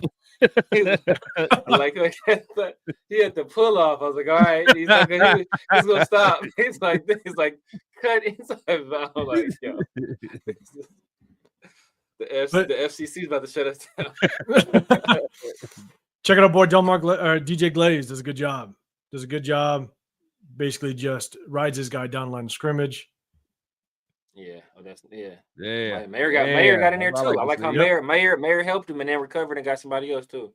Yep, Mayor did a very good job. And this is Mayor. Let me see what Mayor doing, man. Mayor's right here. Let's see. Look at him. Look at Brock too. Brock in there. Brock with a nice pull as well. Is this the one he pulls? Okay, so everybody watching, this is, and Severe, it's good. Like, I appreciate you pointing this out. Like, this is one of the hardest blocks to be able to come through behind a pulling guard and get through the hole and find somebody. Like, you need to have some vision. Yeah, because you're reading that guard. You're reading that guard like a running back. You're reading the guard, and there's so much just commotion going on to basically turn up into the hole and then find somebody. It's not easy. It's very hard to do. So it's a good job by Brock Bowers. And just the desire to want to do it. Just the desire to want to do it. Most tight ends don't want to do that. No, that's true. That's true. But my thing is, hold on, is this the same play? Yeah. Look at Parham in this play, man. It's like everyone did their job, and then you see Parham just getting pushed back. Everyone else is doing their job. Yeah, like come on, Parham's up there. because look at Parham, right? Watch. It's like he's too high. His pad level's too high. It's all about your motion or your movement right at the snap. And watch his helmet. He pops up. He doesn't fire out. He doesn't go get somebody. He pops up. Yeah. And if you pop up and the guy in front of you, you already lost. Watch his helmet. He pops up. He pops up first and then makes contact. Yeah. Yeah. Well, he lost all leverage at that point. Like, yeah. And maybe that's what it is, man. Maybe that's because it's just like he just keeps getting knocked back, man. He has no leverage. And didn't they say he's one of the strongest players on the team too? I think so. Yeah, I think I remember saying that. In the weight room, maybe? Okay, that's it. I mean, you could be strong as hell, but PJ Hall was strong as hell. Remember, we brought up PJ Hall the other day. PJ Hall was strong as all get out. Oh, he was a little bowling ball, man. Wayne Weldon building. I appreciate you coming through. We also got, what is this? Love something. What's going on? I mean, what I just walk into? Hey, just so you know. Yeah, my bad, y'all. You came in the wrong time. Yeah. When I said so. But at the same time, we just review film. This is what we do. That's all we do, man. Show 1, 2, 3. It's good seeing you in here, man. You always commenting. Definitely look out for you, man. My dog. Good seeing you in the building as well. For almost 80% of the game was good O-line protection. This is another good O-line protection. Woo. It's a good job. We'll watch it. The O-line does a hell of a job protecting the quarterback. I think the first look was Jacoby though. Yeah, it was. That's all. I was looking at myself. Hey, I'm like, But Gardner, I thought Jacoby's down here. Yeah, watch that. He's a post. Well, I don't know. Yeah. Oh yeah. But that other corner was lurking though. Yeah, he was. But O-line, I mean, solid protection. This was really the majority of the game. Plenty of time in the pocket. Gardner Minshew could take a vacation back there. Good pocket right there. Enjoy his time. So we get to the next one. We got this is a good run, or this is a run. And watch DJ Glaze in this get off. We're gonna watch it again. It's easier to see it up here. Watch DJ Glaze up top. Like this is the get off you want to see out of him. Go get somebody and get them down line of scrimmage. That's a good block. That's a good block right there. Yeah. That's a good block right there. DJ Glaze is here. He sees his man. He sees his mark, and he takes him and rides him down line of scrimmage. Good job. I mean, good job. Bowers held his own too out there. Yeah. It's a tough matchup for him, but he held his own. He did more than enough. He did his job, bro. He did his job. He did. He got his way. He was holding on for dear life. Look. But that show you how strong them dudes in the NFL are, man. Because Brock's a big dude, man. He's a big dude, man. He's like that initial punch. Yeah. Like, oh. Brock was like, whoa, now. All right, so this one is the O-line. Good O-line push for the most part. Just kind of okay, Mayor. Okay, Mike. Yeah, see, it's a difference of Mayor in there. All right, Mike. I see you holding your ground a little bit, digging them heels in. And this is one of the things is that I think all of us, I think we knew this, but it's definitely something that I said way back in the day was I think Michael Mayer, when he gained 16 pounds in the offseason, we knew he was going to be a big focal point in this run game, just being that blocking tight end. And when he just all of a sudden disappeared, now it's like Luke Getsy's like, okay, I got to switch shit up. Yeah. And you're not prepared for it. And everybody's like, oh, the running game's not working. Well, you just lost your number one blocking tight end. Yeah. And so in his plays like this, to where it potentially was in the playbook, and these are things, and it's a good O-line push. I mean, Amir Abdullah doesn't get touched until he's 3 yards downfield, which is huge. Great O-line push. Hey, that's a good pull by Parham too.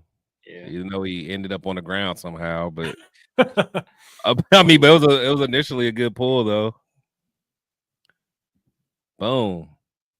They like that's my guy. And I think Brock in there doing the dirty work, man. That's all I respect it, man. Brock in there doing the dirty work. So again, great job by the O-line. Just really good push. Michael Mayer again seems to be let's see. Me, you said, will the new offense benefit Aiden O'Connell? I'm going to say this. I think it's so simplified. I think it's going to help. I think it'll help Aiden O'Connell just because it's very simplified. It's not very confusing. A lot of rub routes, a lot of one and two reads, a lot of tiered concepts, which is just very basic football. And it's been 2 weeks now. Scott Turner has shown that he's just really basic with it, which I think it'll help Aiden O'Connell. Yeah. This is Amir Abdullah's touchdown. We'll take a look at it. Oh, I think was that your boy Meredith missed the block. Uh-oh. I think. I don't know. I'll see it again. I don't. Oh no, that wasn't him. They just brought it. Dude, never mind. They just brought it. That was a nice throw. Yeah, got it out quick. It just the ball placement too. I think it was good. Yeah. Was that a dime? Was my guy 2 cents in here? My 2 cents. I love it. 2 cents. Yeah, he's still here. That was a dime. My 2 cents about to throw stuff at his phone or computer. Oh yeah, TV. I'm gonna show him a dime. Hey, so on that comment, I gave it to my sister. I'm like, look, all right, I'll give him that. Maybe it wasn't a dime. But I'll give him that. He said, what's Minshew's drop X steps usually a 3 or 5? I mean, honestly, it depends. Depends on if he's in gun or under center. And it also depends on just what the route concepts are. I mean, if it's a quick game and you're in gun, you're basically taking 1 step and you're throwing it. Or if you're under center, you're on a 3-step drop. It's also down in distance. If it's a 3rd and 2, then you're going to try to get that ball out quick. A lot just has to do with just the play, down in distance, all that fun stuff, route concepts. So it's kind of hard to answer that question in just a general sense. And plus, Minshew so unorthodox with his feet anyway. Exactly. Yeah. You don't got a 3 or a 5. He'll do a 4 to 6. 4 and a 6 with a rollout in a little bunny hop. Yeah. Again, good O-line pass protection. Great job. Can take vacation out there. Yeah. And it allows, not a great throw. He's late on it, but allows Gardner Minshew to kind of step into the throw and drive that football. Look at JPJ. That's my dog. I swear, JPJ, he gonna be one of my favorite on the team, man. That's my guy right there. There's a couple, man. The JPJ, he's flying. I'm talking like he's gonna hurt himself. He's like, come here, move. Like, he just wants to fight. Yeah, he does. DJ Glaze, he's begging for a penalty on that play. He's begging. What Glaze? He's out there on a route. Like, where's you? Well, I mean, to his defense, he blocking this dude right away. What can he do? He got to go backwards. He out there chilling.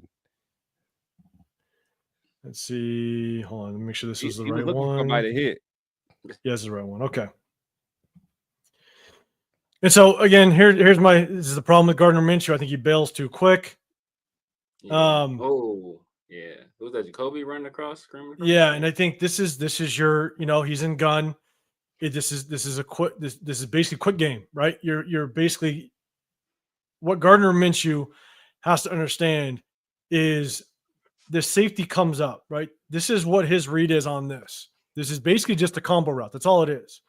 Yeah. And when the safety walks up, Gardner Minshew knows with Brock Bowers going in motion and Brock Bowers coming out to the flats, it's basically a speed out to the flats. If this safety vacates and takes Brock Bowers and this linebacker sits, here's the window.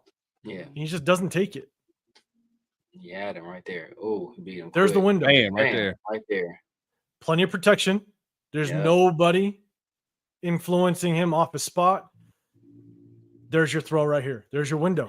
And he catches in that window. Oh, he's gonna go for a long way. He's got to beat that safety. But you know what? I do kind of want to see the other angle because I don't know who is that Parham against 93. That probably scared him a little bit. I mean, honestly, because you automatically don't trust Parham. So as soon as you see because Parham looked like he got lifted up again. Yeah, honestly, so they're out there bench pressing Parham. Yeah, so honestly, I mean, at this point in his career, Gardner's like, all right, I already know what this is. But let me make sure. I think this angle will help. But in Dre for sure 1, 2, 3, you damn right put some respect on Meredith's name, man. I'm telling you, that boy needs to be our starting guard. I'm just saying, not just because I've been saying it since we signed. He is now. But here's my thing though, and Chris, to your point, it's a very good point, and this is one thing that I've been noticing throughout us watching film is like Gardner Minshew's only 6'1". Yeah, you have a shorter quarterback that can't see over the offensive line. Yeah, and they get a little bit of push. And Parham's already standing up at that point, so it's like, but let me see. Let me give Parham. Not too bad. I mean, not as bad. Got off of him. But speaking of him being 6'1", do you think could that be a problem next year? I think Shador and Cam were both 6'2". Actually, you know what? I don't like to say this. It wasn't Parham. It was my boy. It was my boy that he kind of gave work to. JPJ. He gave him that slow swim move. Hey, go back though. Go back. Oh my bad. Yeah, so just so you know, JPJ he had a little bit of a rough game this week. But you're going against a very good Broncos defensive line, so I'm not. You don't want to give him too much. Yeah, go that other right here. It was nasty. That swim move was nasty. Woo! He gave him the jazz hands like with the swim move. It's like the now you see me. Yeah. All right, so here's our next quarterback, guys. My bad, Parham. My bad. This is our next quarterback, guys. We don't need to draft a quarterback. We got our quarterback right here in the kicking room. So here it is. I'll see my boy's route though. We ain't gonna sleep with my boy's route. Right yeah. Look, oh. Ooh, with those look the soft hands. See the hands? Look at the move. Look at the move. Stop on him. Oh, stop on a dime. That's that next tight end. There you go. That's fire. We might need a fullback. Man. Oh, that's Chris Smith. Let's see, Chris. 29. Eric Raiders, appreciate you in the building. With the move and ball. Look, the ball security. Yeah. Had the ball in the outside hand. Did you see him high and tight? He had it high and tight. I'm telling you. All right, Diablo. You play a little offense back in your high school days. Yeah, I think he was a receiver. I think he was a receiver. Okay, big dog. I see you. We're going back to his I old ain't mad at it. Macho Man in the building. I appreciate you coming through as well.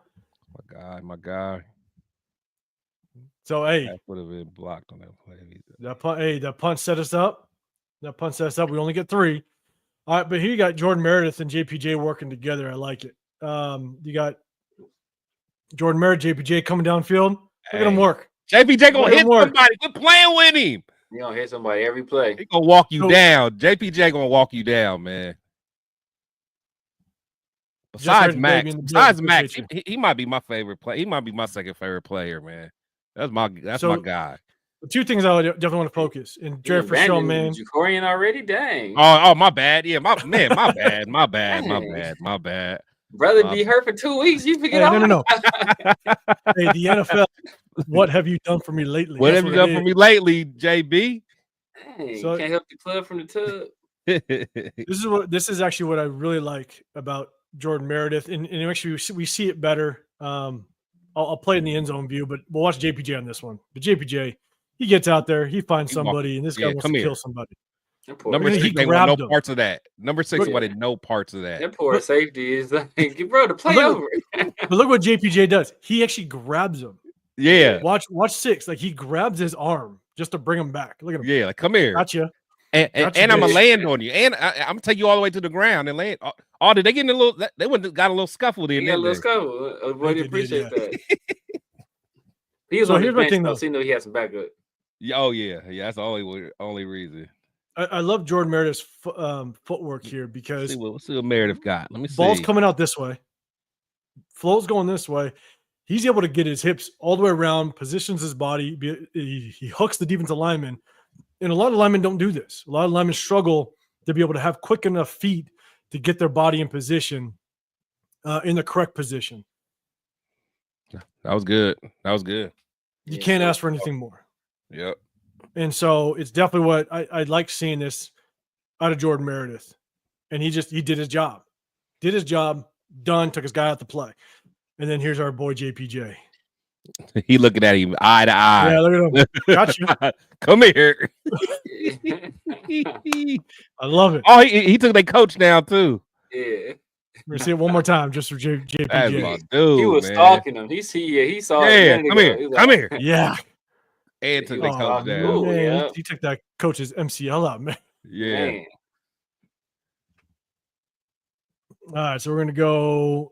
So this is again another Jordan Meredith and Colton Miller. Colton Miller, man, he's been at the top of the screen. Get you some. Get you some, Colton. Yeah, for sure. Run play, but you got them double teaming down here. Mayor, love Mayor it. Even Mayor too. Mayor getting. I kind of like my man at fullback, man. Mayor. Nah, 4-3. What's it? Muga or whatever? Malga. Malga, yeah. Hey. Yeah. You know, I do with Colton, I wish Colton would have basically got to a second level, but he did. I mean, he basically wanted to put this guy on the ground. He did. He gets to the second level, he get to 55. See you, Mayor. Yeah. I see you, Mike. Yeah, yeah. Big Mike. Big yeah, Mike. Mike. You out there hitting. For sure. Another run play. This is where JPJ kind of gets. It's hard. Look, you got to snap the ball and get your punch in. Yeah, this is where JPJ just kind of gets beat a little bit. Unfortunately, Jordan Meredith should have helped a little bit more, in my opinion. That was a quick. Hey, that was a quick get off for that big boy. Yeah. That was a quick get off. It was. Yeah, that's who is that? Who's 9'3"? That dude kind of nice. Oh no, but he was good all game though. Is that Jones? Hey B, he's kind of nice. Parham actually had a nice rep. It looks like right there. 9'3"'s a big boy to be that nimble, man. We're moving, man. So, again, JPJ gets beat out. Again, Jordan Meredith, I think, should have helped out a little bit more because he didn't have anybody to the outside. You got to punch that guy first. Yeah. Yeah, he's.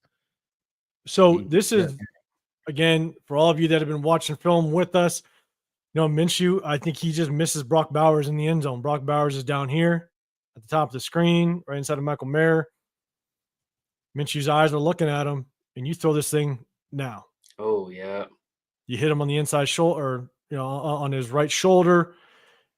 But Minshew's bailing. But you got a pocket. He bails into this falling defensive end. I'll go back. You got the defensive end. You got a clean pocket. Right there, you can step up, if anything. You release the ball on his break. Yeah, but you can't throw it now, though. Maybe I got to see the other angle. But that's a timing route. Like, he's got to throw that as soon as Brock lowers his hips, ball's out. If he throws it low. That safety didn't throw. That safety didn't cover it that bad though. But yeah, it got to be a placement ball though. It got to be like a low throw. Make Brock go down. Be out right there. I don't know. Let me see the other. Yeah, I see what you're saying though, because if he throws it too high, that's a like the dude could break on it. Yeah, but if he gets it low, a low throw, Brock has to go down and get it. I think it's not going to be a touchdown, but you don't see it on this side. But here's the thing though. but this is the matchup you want. Yeah. You want Brock against the safety. One-on-one. As soon as you hit this, you throw this to Severe, to your point, but you throw it opposite of the side that safety's on. Brock just has to reach back. You catch it on his right side hip, and that's a touchdown. And so, to me, that's just a timing throw. You know what? I gotta give Severe. He always says it. That's not a crisp route by my boy. That's not a crisp route. Honestly, I was gonna say nothing. I ain't gonna lie. That's not one of his. That's not one of his sharpest, man. That's not one of his sharpest. And you put an iron on that one, and then go ahead. Honestly, that's why I'm not too mad at Gardner not throwing that. To be completely honest, I'm not too mad. I wish we could see it the opposite way. Yeah, like that. Yeah, you really can't see it, man. I don't like that route by my boy. It looked like somebody just straight up hit Michael Mayer. Like he did like a little turnaround route, and somebody just like pushed him. But I see what you're saying, 805. I don't know, man. I see what he's saying. He throws on the opposite side, but yeah, and it's all about timing, right? If you have the timing down, like you can make that throw. And it's Minshew. Like, you know, his feet is not going to be set. I agree. Who knows where that ball will go? And here's the other one where he misses DJ Turner. DJ Turner goes in motion. But do you guys remember a few weeks ago when Brock Bowers was wide open on a backside screen, and for some reason Minshew decided to hit the crosser into traffic on the other side? I think he hit Trey Tucker. Yeah, I think I remember that. He does it again. DJ Turner goes in motion. There's DJ Turner. Wide open. Oh my goodness. There he is. That's a walk-in. And then what does he do? Where does he go? He hits this crosser with coverage around him. It was open. What down was that? Was it down a distance? But yeah, you gotta. I don't remember. He didn't even look over there. He didn't even look. Didn't even look. He was. He's walking in the end zone. I hope that wasn't third down. But here's the thing, right? When DJ Turner goes in motion, if someone goes with him, he knows it's man. So there's a good chance someone's locked up on him. But if it's zone, the moment you know it's zone, you're looking at this corner. If the corner extends, that means he's doing his job, and now he's going to basically cover the sideline. But the corner doesn't move, which means Gardner Minshew, he knows he's waiting for this crosser. So Trey Tucker crosses. So Minshew knows I have time. So the number one thing you do is you look at that corner, ball snapped. If the corner doesn't extend, ball's out to DJ Turner. You think that's I don't know, man. It almost seems like it would have to be designed that way, because it seemed like Minshew, that wasn't even part of his read. It seems like. Yeah. And so I don't know if that's Scott Turner. You know what I'm saying? But again, we've seen this now multiple times with Minshew, and I'm just like, yeah, because it's almost like if you're gonna go the opposite backside like that, it's almost has to be designed for that, I would think, because you can't because I get it though. I mean, for us looking at it, it looks like it would be easy, but I almost feel like that wasn't part of his read. I could be wrong. Maybe not. You know what I'm saying? And again, all of this is speculation, but at the same time, wide open. And that's a very easy read, in my opinion. Yeah. Because you just read that corner. That corner actually bailed at the snap. Corner bails. You hit that under route. You hit DJ Turner with space in front of him. I'll take DJ Turner on a corner all day long with 10 yards of space in between. For sure. This one, Brock Bowers, basically wide open. I'll go back again. Unfortunately, I think, again, it goes back to, I don't think Gardner Minshew's got the arm. So Brock Bowers, he's here. He basically goes on a mid crosser, going underneath. Minshew, a little bit of happy feet. He kind of extends. Throw it. Wide open. Throw it. Yeah. Throw wide that, open. Man. Right there. Look at this. He's got. I think he has the arm. I think he's scared. Scared to throw it. I think he's scared to throw it. Wide open. I've seen him make that throw before. Oh, yeah, he can make it. I think he's. Yeah. I think he's just a issue where he's like, he's scared to pull the trigger now. It's just, and he goes to the underneath route, bad throw, but like you can see, Brock Bowers just is like, damn, I'm open. Yeah. And Brock Bowers had what, 4 catches for 38 yards, I think. Like that's it right there. Yeah. Yeah. So you're not gonna catch Bowers that wide open often. No. Who's guarding him? Because a lot of the game, they had PS2 guarding them a lot, didn't they? Yeah. So now we got Gardner Minshew. Now, again, this is a good read by Gardner Minshew. Good job. He's able to set his feet. The safety, they roll coverage where this safety comes over here. The safety rolls over. Good blocking up front, man. And he knows that this safety's got to get there. And a good throw by Jacoby Myers down here. Jacoby's right here. He kind of bends in and then gets to the corner. Flattens it out. Good throw. That's a tougher throw than the one he just did. I know. Exactly. That's one. Was his feet set? Because that's one thing I noticed. Yeah, when his feet set, he's a different quarterback, man. Yeah. He still gave a little good mechanics. Still got a little bit of hop right there at the end. I'd rather just he always has to do like a little something. A little pizzazz, a little something on top. It's like you say, he trying to look too cold. He's like, man, my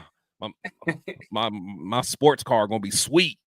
He's trying to look too sweet with these throws. Yeah, he does, man. This ain't media day. It's like the underwear. He say, y'all out there in booty shorts. Like, it's ain't the time for that. So this is good. This is Trey Tucker's catch, and then the Radar, appreciate you coming in the building. Alfredo in the building as well. Appreciate you coming through. Again, this kind of goes back to the tiered concept. This is Scott Turner really doing a good job with this tiered concept. So you got DJ Turner on the drag route underneath. He had Trey.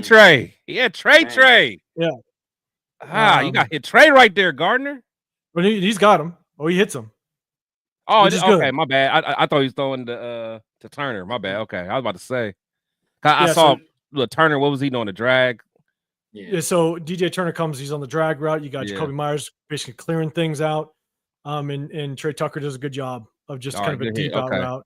My bad. I thought he was going to. My bad, guard dog. You got it. Yeah, that's a nice route. Yeah, it's a nice route, but again, look, a little bit of a better ball. He's able to catch and run right there. But look at the protection. Great protection. He's able to sit in rhythm, make the throw. We're good. Look at Colton. Colton looking like 2021 Colton. Man, Colton out there. He about to he's every game. Look. Come here. Looking dead. Every time you look at the camera, he looking dead at turf. Where you at? He looking dead at turf. Like what you say? Look at the kick. Look at the kick. I love it. Bam. Yeah. The hand usage. That's the combat. That's what I like. That's what my boy JPJ did, man. Let me see, man. Oh, you want to look JPJ? Yeah, I got to just make sure. I said on like that swim move that got put on him. So I want to see if we got to do. Let's see if we got to do back at some point. DJ Jones out there. Nah, he ain't got DJ Jones on this. Okay, he looking. Yeah, he out there. Okay. Yeah. That's easy work from that play. Easy work. So we'll go to.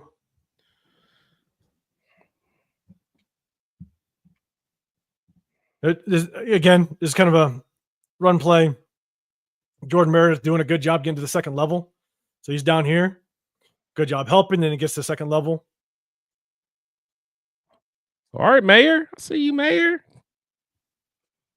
All right, Mayor. I'm going to leave Mayor alone, man. Where's Mayor? Is he the one in motion? Or no, he's doing a little something. Like he's holding a little bit, but still. I was rough on him, so whenever I get a chance to big him up, I will, man. I will. I keep it real. Look like somebody was holding him. Yeah, actually, look like someone was holding him. Yeah, like 98. Look like 98 held him to keep him getting to the second level. See, he definitely holding him. Definitely holding. That was smart. That's Franklin Myers. It's Franklin. I think that's Franklin Myers. Franklin Myers is a dog, but that's a vet move right there, though. Yeah. Like, nah, you ain't going to the second level. Yep. Jordan Shorter or Justin Shorter, good job right here. Does a good job. Yeah. Converted wide receiver too. Yep. Keeps his feet moving. A lot of guys lose their feet. A lot of guys will stop their feet. Next thing you know, the defender can get off of him. He just kept his feet moving, which was good. They double teamed on that time. That's the same dude they gave Brock that work earlier. It's like to get me again, brother. I brought my brother with me. So then we'll go. This is Minshew's interception. We knew it was going to happen. Yeah, it was going to happen. Just like what? Like what are you doing? We'll go to the end zone view and you'll kind of see it. But I mean, he had a little bit of pressure and stuff at the same time. I mean, the ball just gets away from him. Yeah. Know what I think might have happened? Do you think did his arm get hit? It might have, like right at the like, very end. It might have. Yeah, look like, but still though, like yeah, he couldn't follow. He couldn't follow through on that. If you're not bouncing so much in the pocket, if he just hey, get to your depth, do what you need to do. And then look at our boy JPJ about to hurt himself, man. This kid. Where he at? Come here. Come here. Ah. Why this fool's always flying through the air? Like, he's always flying through the air. Like, bro, you're too big for that. Too big and get too many concussions to be doing all that, bro. You are too injury prone. You gonna crack the rib or something like that. Hey, I respect it though. The thing is, you see how he evaded that block. That's how. Look, for real, go back how he evaded that block. I mean, I don't think that guy really wanted to block him anyway. But watch JPJ. Watch 40. He said, "Move, move, man. Let's go. Got my way." Put him on defense. Oh, he would be a dog on D. I don't care what nobody say. At D tackle? Oh yeah, he would be a dog. This is Sincere McCormick's longest run. I think it was a 19-yarder. Good job, Glaze. Good block. He had some get off, man. Yes, he had some nice runs, man. Yeah. That's a great block. That's the patience. That's what it was. Yeah. Vision, a little bit of vision, man. Yeah. Just patience instead of like running straight. All right, Mike. Okay, let me leave Mike alone, man. Let me leave Mike alone. Down here? Yeah. Him and Glaze made that play. Boom. Yeah. Just enough. He probably held a little bit. Probably got he definitely held a little bit. Definitely. That's what we're missing. We're missing quite a bit in this run game. Not only like runners that can know how to hit the hole, like Zamir White is horrible. Yeah. But Zamir doesn't have no patience, man. That's his problem. I don't even think it's vision. It's just patience. Because he would have just ran straight into the instead of waiting letting it develop, he would have just ran straight. Yeah, he's trying to hit the hole too, and that's part of the reason why I don't think he works as well in a zone scheme, because sometimes you have to let that stuff develop. And you're running the gap scheme, you know what hole you got to hit. You know what is just hitting that hole when you see it. Yeah. But he doesn't have the patience to let something develop and then find a lane.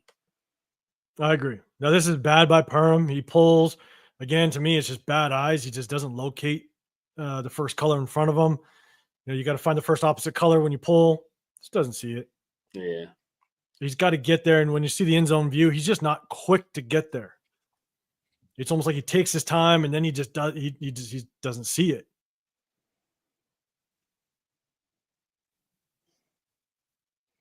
Yeah. So he's just got to be a little bit quicker with his feet. That DN does crash really hard. I'm about to say that's a tough play. That's a tough play. Or a tough block to make.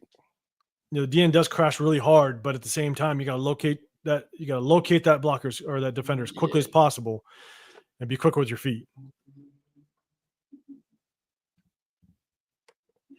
But yeah, I agree, Chris. I mean, it is hard. I mean, he crashes hard. Yeah. So too hard. Yeah. So that one's tough. But we got about we just got a few more left. We're going to roll through these. We got Minshew. Again, misses Brock on the comeback route. So Brock's here. Again, it kind of goes to Minshew's arm. He rolls out, and you got Brock. Right there, man. He's got plenty of time. Yeah. Nothing pushing him. Nothing pressing him. And that should be who he's looking at. I mean, exactly. Unless it's did he point that guy to go upfield? I think he pointed to whoever to go up. But still, yeah, you got to put you got to see Brock. You got to see that.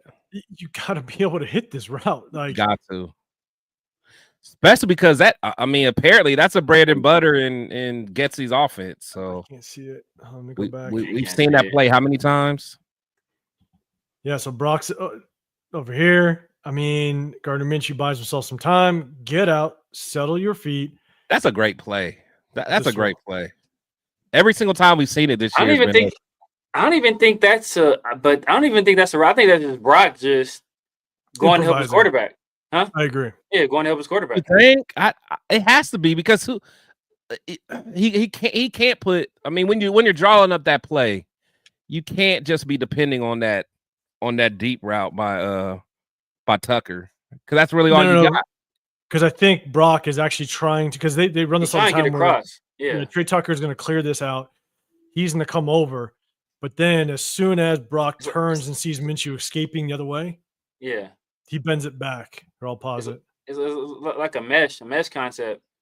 But yeah, Brock sees he's in trouble. He sees him now. And he's like, let me cut it back. I thought that was that loop around that we've seen a couple times early in the season. But I mean, he's got to throw the damn ball. Yeah. You guys are probably right, because look at my guy Mayer though, doing work. Look at him. Where you going? Good job. Oh, look at him. Yeah. Where you going? Look at 9-3. Hey, man. Hey, 9-3 is a dog, bro. That's what I'm saying. 9-3 is a dog. I feel away because he did my dude dirty. So now I'm been keeping my eye on him. Yeah, look at he got the hands open too. When they tell you to hold your hands open, wait, you know what? Hold on. Was he the one that was dogging in the first game we played against him? Wasn't he dogging Andre James? Yeah. Now thinking about it, that's probably him. It was him actually. Was Zach Allen healthy for this game? Zach Allen was hurt, right? No, he wasn't. He was out. He was Zach Allen was doing us dirty too. No, but if I remember right, I think the first time we played them, if I remember right, I think 9-3 got busy. Yeah, Andre James was getting cooked. Yeah. Cooked. So this is a good tempo throw by when he's got time. Good tempo throw right in the middle of the field. The middle of the field vacates. Yeah. Yeah. It's a good tempo throw. Can't complain about that. Brock. Yep. We'll see it happen here. 26 goes as running back. It opens up. What was the down and distance on that? I almost feel like they played that. Yeah, they played that conservatively. I don't know. That was like late in the game too. They probably like because that almost looked like that was in 20. Yeah, that was like that was 3rd and 20. That's 3rd and 20. Yeah, you're right. Yeah, so that ain't nothing. You're right. No, I preach watch down and distance, and I didn't watch down and distance on that one. My bad. That's on me. We'll get you that. Yeah, my bad. I think this was Minshew's best throw of the day. This is actually just Jacoby Myers down here. He hits it right in the middle of the zone. It just finds the hole. That's nice. It's a good throw. I'll give him that 100%.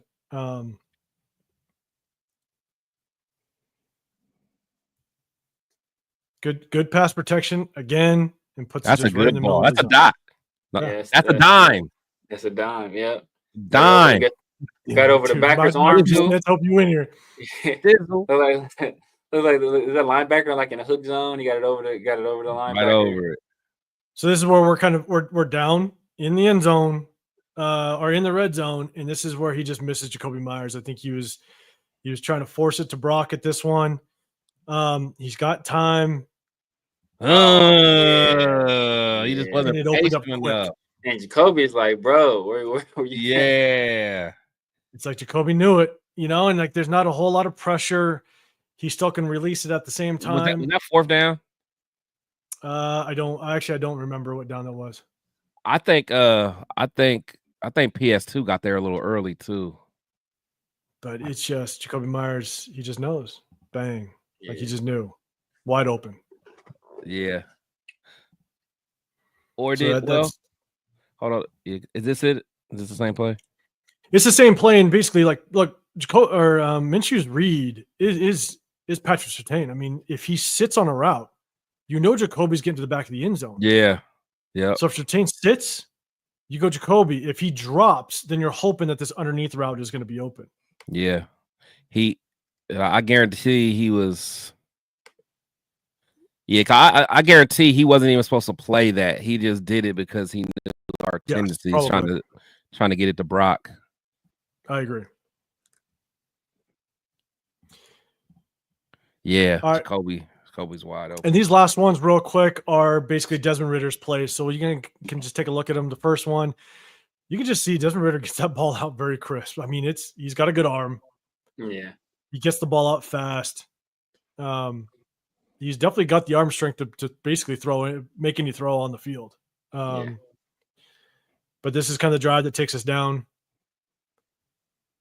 into the red zone. We'll talk a little bit about just, like whether or not you go for it down there. But so I know Severe got to dip out. Yeah. Severe, you got to take off here in a second? Yeah, take off. Yeah. Okay. So we'll go through these next two, but we'll show my guy. Make sure you guys go check out Severe's show right after this. Yes, sir. Yes, sir, man. Appreciate you guys having me on, man. Be back, man. Hopefully Friday we can do something right after the game. Yeah. So Severe, you got to dip out right now? Yeah. Okay. Hey, real quick. Let the people know where they can find you and all that stuff. And then, we'll let you dip out. So yeah, everybody, Severe, let them know what you do and the merch and all that fun stuff. You guys know what it is at the Severe Raider on YouTube, on X, on IG, Snapchat, TikTok. Here rocking with my boys, Chris and 805 every Tuesday. Tuesday, at early afternoon on the West Coast. And then every Tuesday night with my guy Pharaoh with the 50-50 show. Then on Friday nights, I got Around the Shield with my guy Big Mike and Pharaoh as well. Got the 50-50 shops open. If y'all want to support your boy, that's the best way to do it.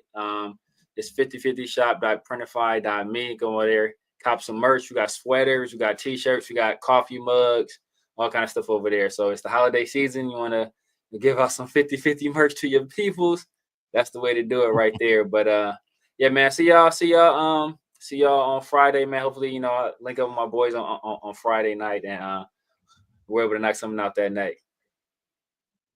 But all right, gentlemen, peace. My dog.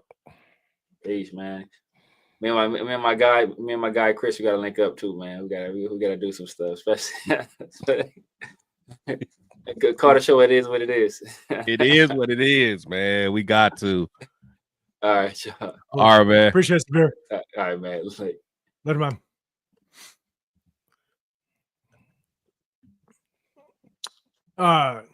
Cool. All right, so let's do this. All right, so now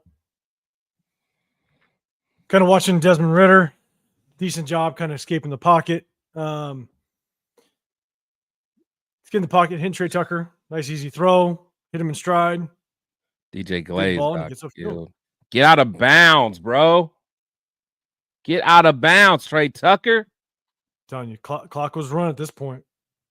Yeah, DJ Glaze. Yeah. Yeah. Get out of bounds. Come on, man. Up a little bit.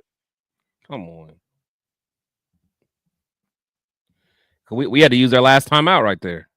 I think so. Woo!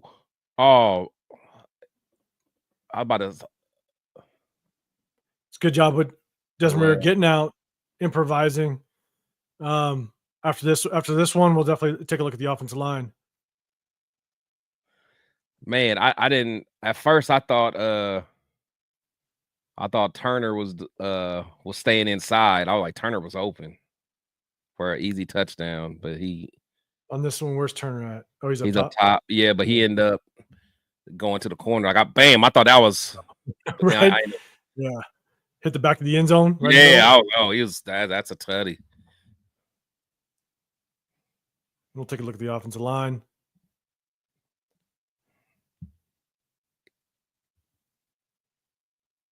So it's a good rep by Parham. And, overall, good protection. I mean, that quarterback clock is running, so you basically want to exit a little bit. So I understand, but good protection overall. Not too bad. Good help block by Meredith. Yep, good improvise. And we get ourselves down into the 1 yard line, basically. And this is the play that ends the game. It is the last play that we'll pick up our play, and then we'll talk about it a little bit. But last play of the game, and unfortunately, I think this is Colton Miller. I think this is one where he steps down. I think that he thought there was running back help to his side. But at the same time, because you got Amir Abdullah. Yeah, what's he doing on his side? And Amir Abdullah releases. Yeah. And so sometimes it's easier to look at the end zone view because Trey was open. Was he? Yeah, watch Tucker. Oh, he's the motion man? Yeah. Oh, my bad, Jacoby. Jacoby. Sorry. It's another pick route, right? Yeah. It's Damn. But yeah, by the end dude's already in his face. That's a great play call. That's a great play call. You gotta yeah, I almost feel like Abdullah should have stayed and blocked. I don't know why he went out. Maybe Ritter should have called that. I mean, it's without question because it's on the goal line. I mean, you got to get the ball out quick. I think because it's slow to develop. Because the ball needs to be out now. Yeah. The ball, it's got to be out. So him sitting there, it isn't good. And I think with all this action here, again, it's just slow to develop. I almost wish Jacoby wasn't so far wide.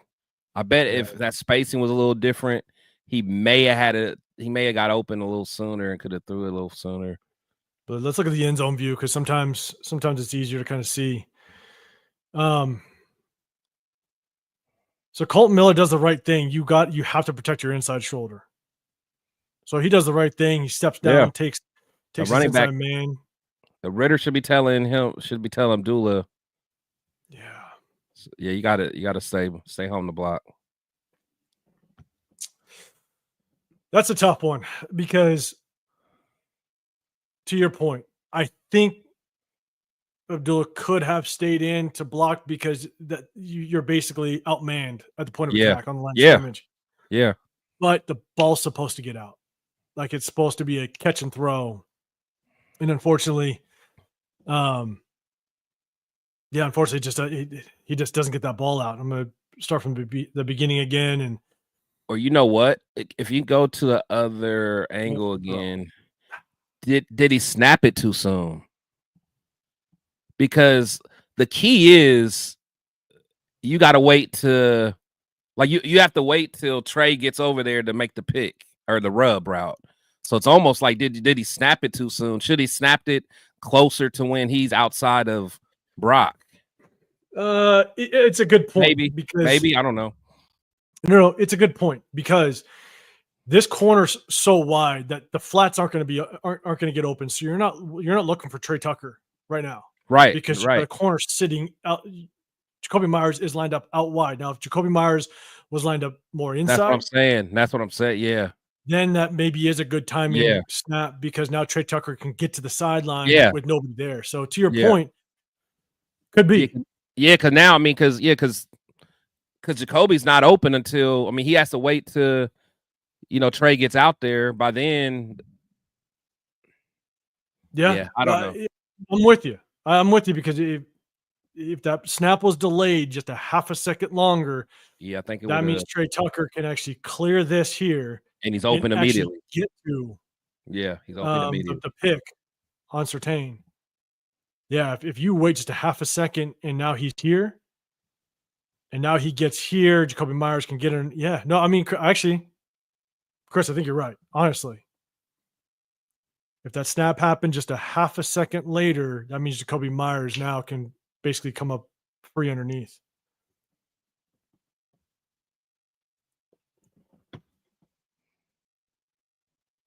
Yeah.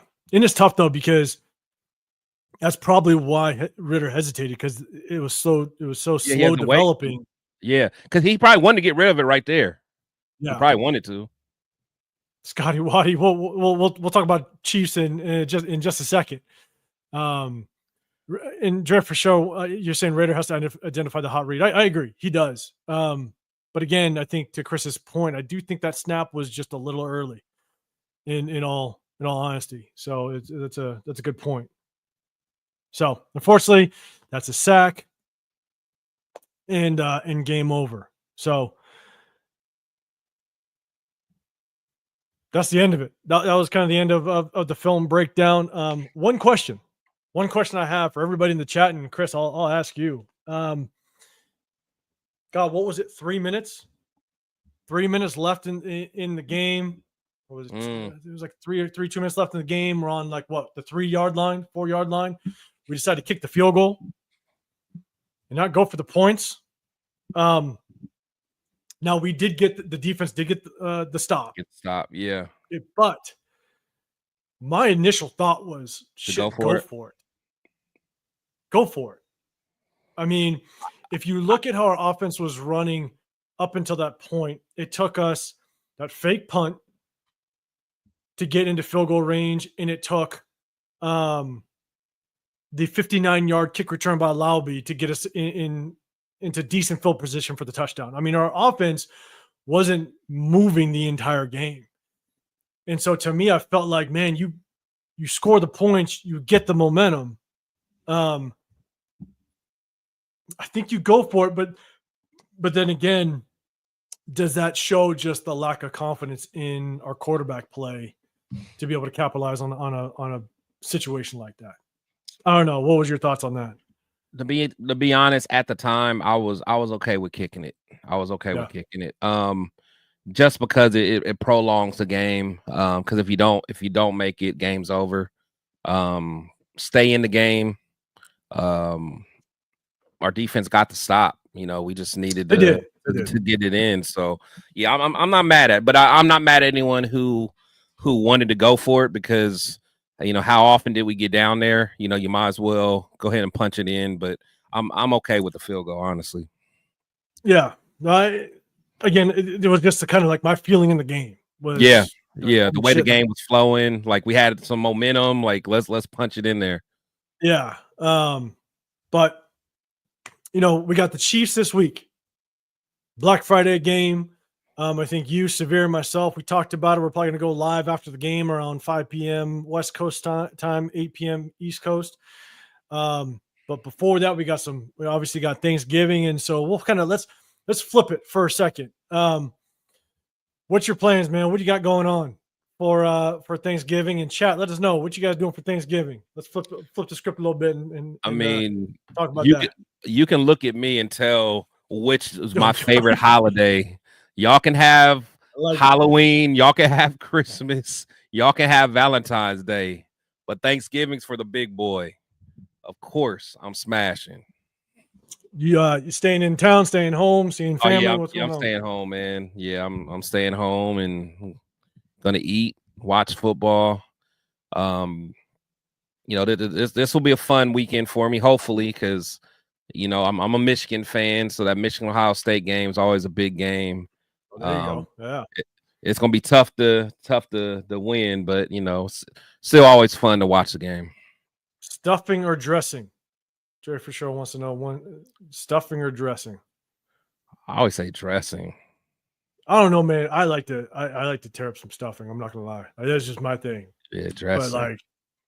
But that's just my thing. What's your favorite side? What's everybody's favorite side? Mine's mac and cheese. And yams. You can't. And the yams, man. The candy yams. He's got Drip Show saying he likes the stuffing, man. I'm telling you, but man, for me, I have I got two different ways I go with it, because my wife, she comes from a very traditional Thanksgiving family, like most, right? They got all the traditional dishes and everything, right?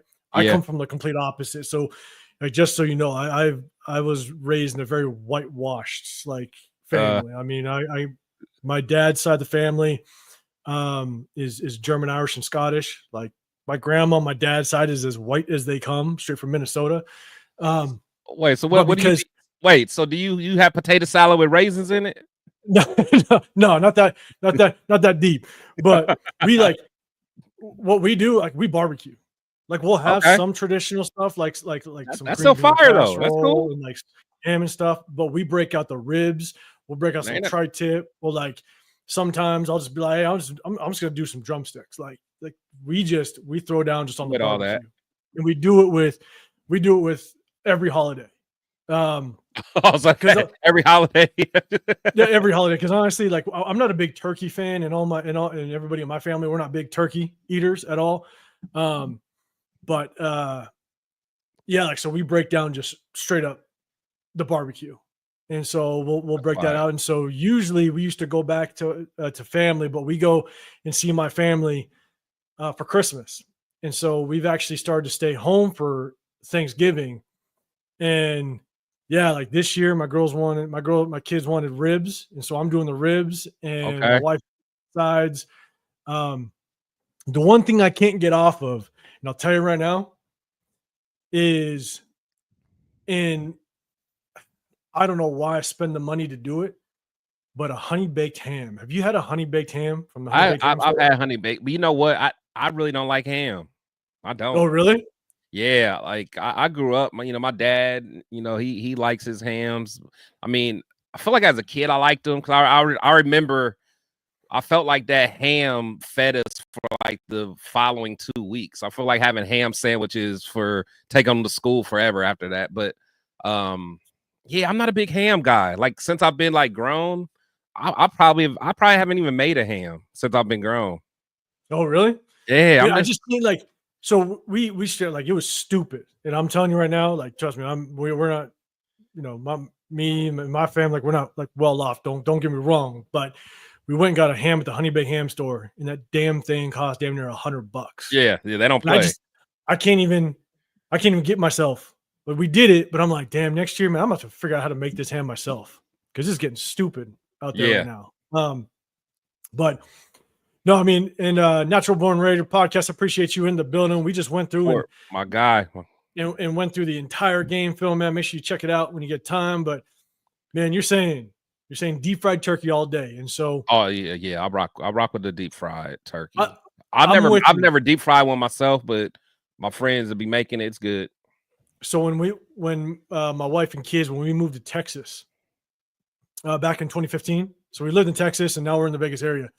But that was the first year we weren't around family. And so that was my first time doing a deep fried turkey. And I'm telling you, if I did eat turkey, it's got to be a deep fried turkey. I mean, it's money. 100%. Gun smoke games, talking about smoked oxtails and collard green. Okay. Now we talking. Now it's getting deep. Now we talking. Now we talking, man. But hey, I'm seeing a lot of people saying no raisins. Please, I'm seeing other people. Hey, I mean, I don't know. I thought that's what you were going to say. I thought that's where you're going with it, man. Oh no, because I know the Minnesota thing. You know what's crazy though is like my grandma on my dad's side, she was as white as they came, but she probably ate more Asian food than me and my Asian side did. To be honest with you, but that's the thing though. Growing up, like my dad played. He was a 3-sport athlete in high school: basketball, baseball, and football, and then he went off and played college baseball. And so he was an athlete up in Northern California, in the Bay Area. And so because I started playing football pretty young, all my buddies, like Asians don't play football. All right, you just don't find a lot of them. Let's be real. But because I played, all my buddies were white, black, Mexican guys. Like that was it. And so whenever we would have get-togethers and stuff like that, it was always just straight barbecue, ribs, tri-tip, steaks, whatever, and so we just never got off of it. So every holiday, all year, bro, all year.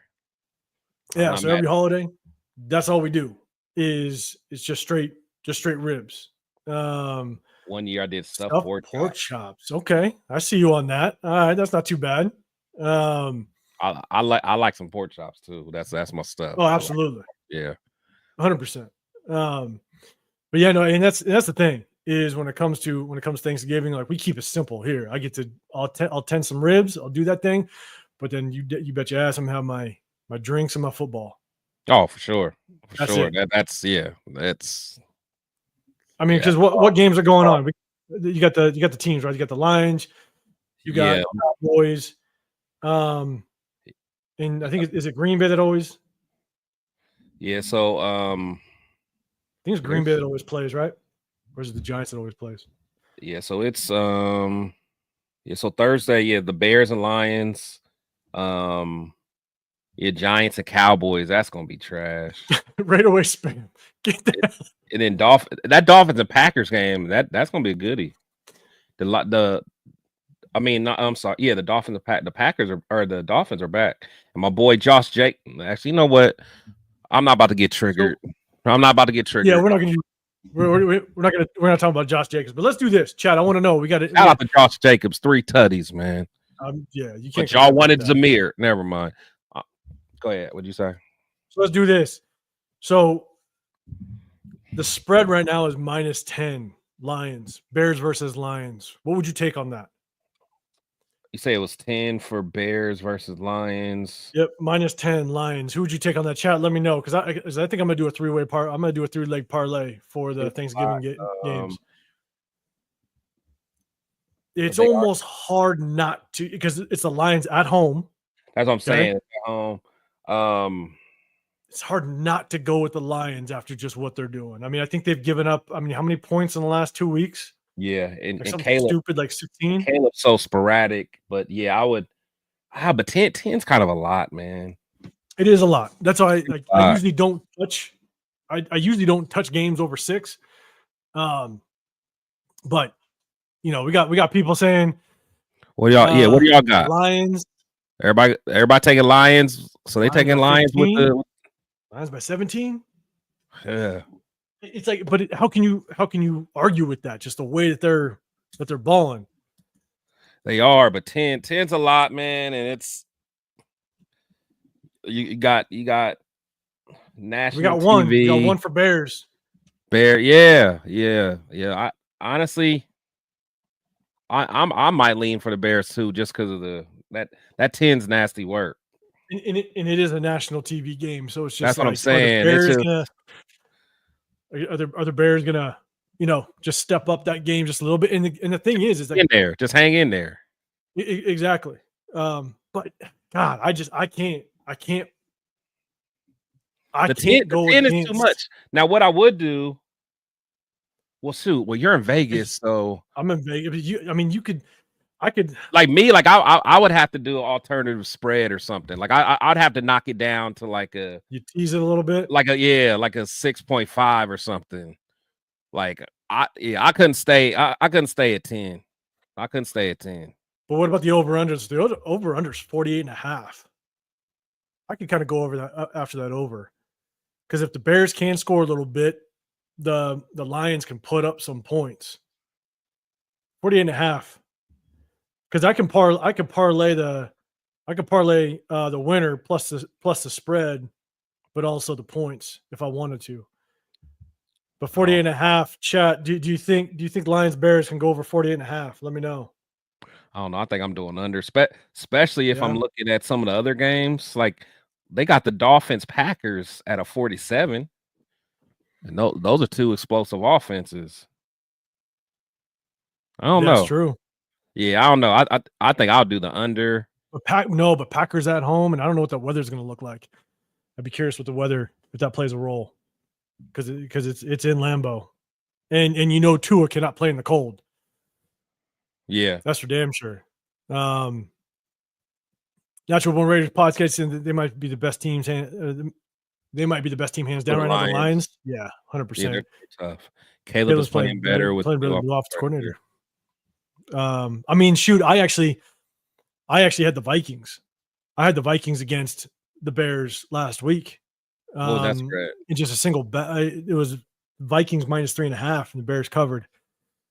So that was tough. I thought the Vikings defense was gonna play them pretty tough. I'm kind of tainted right now because, like I said, I'm coming off of last week when I had Texans money line over the Jags. Chris, I think you broke the Titans in a loss. So that Titans, that oh, my bad. Oh yes. Like I'm saying, I'm still a little y'all can hear me. Yeah, I'm a little tainted from last week because I took the Texans money line over the Titans and lost that. So anything can happen. So that's why that 10 points scare me. Yeah, and so I mean, look, natural born rate, like you said, Lions will destroy the Bears. It might not be worthwhile. I mean, they're supposed to, right? And I'll tell you this: this is the one thing. This is the one thing. And I think Chris, we were talking about it when we were sitting in Vegas a few weeks back. I said, the moment I kind of switched my mindset to not what I think is going to happen based on just what I know about football and the teams. Yeah, you got to take that out. I think of what do I think Vegas wants to happen? Exactly. That's how you got to kind of switch that mindset. I actually started doing better. You know what I'm saying? It's like, that's the one thing. It's like, you almost got to think, what does Vegas want to see happen? I mean, right away, bet the 401ks on the Lions. I'm telling you, man, it's hard not to trust in the Lions right now. And then let's go Giants Cowboys. It's a good bet, but I'm sorry. I don't know, that 10 scares me. That 10 scares me. I ain't gonna lie. Yeah, and hey, again, divisional game. Yes, it is really hard to touch divisional games. I 100% agree. Both teams going to be coming out. So what about the Giants Cowboys? Giants Cowboys. Raider Night. Appreciate you pulling up. We just did a whole game film breakdown, man. Make sure you check it out. Raider Night. Appreciate you coming to the building. Giants Cowboys. Right now it's Dallas minus 3.5 over under 37. Chat. What are we taking on that one? I'm taking the Cowboys with the 3.5. I have them. I mean, the Giants aren't even trying anymore. I think so. Yeah, they're not even Malik trying. Neighbors, how pissed off he was. Oh yeah. It's like I think Malik Neighbors, without question, is just like, look, we're done. Yeah, we're done. You can go talk to the coaches about why I didn't get a pass thrown to me until late third quarter. I think exactly. Something stupid. I think that's a safe bet. And one thing about Jerry Jones, he don't like losing on Thanksgiving. He don't like losing on Thanksgiving. Reese Rock, that's to your point. Like, sometimes it's too obvious if Vegas might pull the rug, or if the line's too low. Yeah, like that's what's crazy, right? Sometimes Vegas will, if it's just too obvious. Yeah. But yeah, Vegas will pull some strings. And so we got, let's see, Jeff for sure says we need the Giants to win. Yes, we do. Yeah, we do. Yeah, we need them to win. I don't think they will, and because the Giants don't want to win. They want that number one pick. Natural born. You're saying Raiders or Cowboys by 8.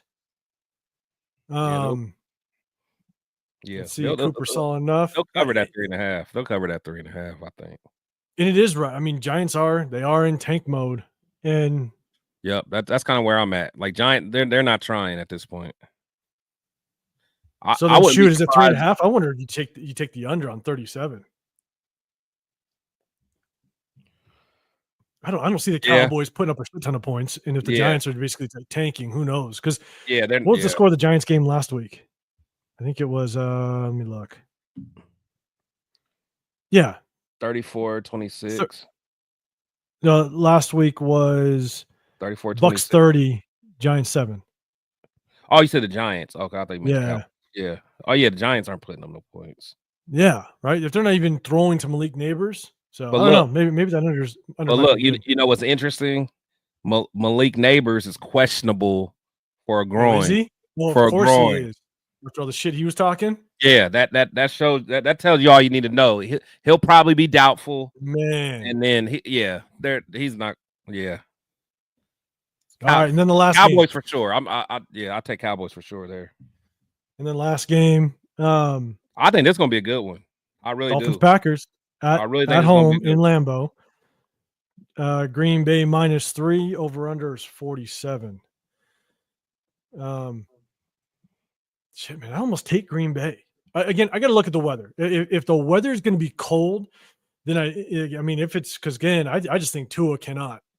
Well, as of right now, it says it's supposed to be 27 degrees, scattered clouds. Wind 11 miles per hour. That's at Lambeau. I don't know if that's right now or what it's supposed to be on Thursday. So if it's cold, if it's not, if it's kind of miserable, I think I'd take Green Bay. Yeah, minus the points, -3. Chat, what do you guys think? Scotty, what are you saying? Green Bay, it's -3. Very nice. You said heard Jags tank him because they want to move on from Trevor Lawrence. I can't see them moving. I if I was a coach, I don't think I'd move on from him. I think here's my thing about that is, one, they just gave him a big contract. Two, right. I think the only way that you get a decent head coach over there is because you have Trevor Lawrence. As Exactly. So I don't know if they'd move on with him. Now, you could say a new head coach would come in and move off, depending on how that contract's structured. I don't know what it looks like, but I think the only way you get a respectable coach over there is because they have Trevor Lawrence. Jeffrey Show said you can trade for him. Yeah, you could potentially trade. You could. Again, I don't know what his contract looks like, so I don't. I ain't gonna lie. I'll trade for him for like a third or fourth. Because I mean, you wouldn't get they couldn't ask for a first or second. No, give a third. Shit. So could you imagine? Imagine? Oh, all right. I'm gonna throw a scenario out. You ready? Because this is what I think the Raiders should do, in my opinion. And I don't want to get in the quarterback talk, but we'll just kind of look at this scenario. Because my quarterback talk, like we'll be on here for another hour.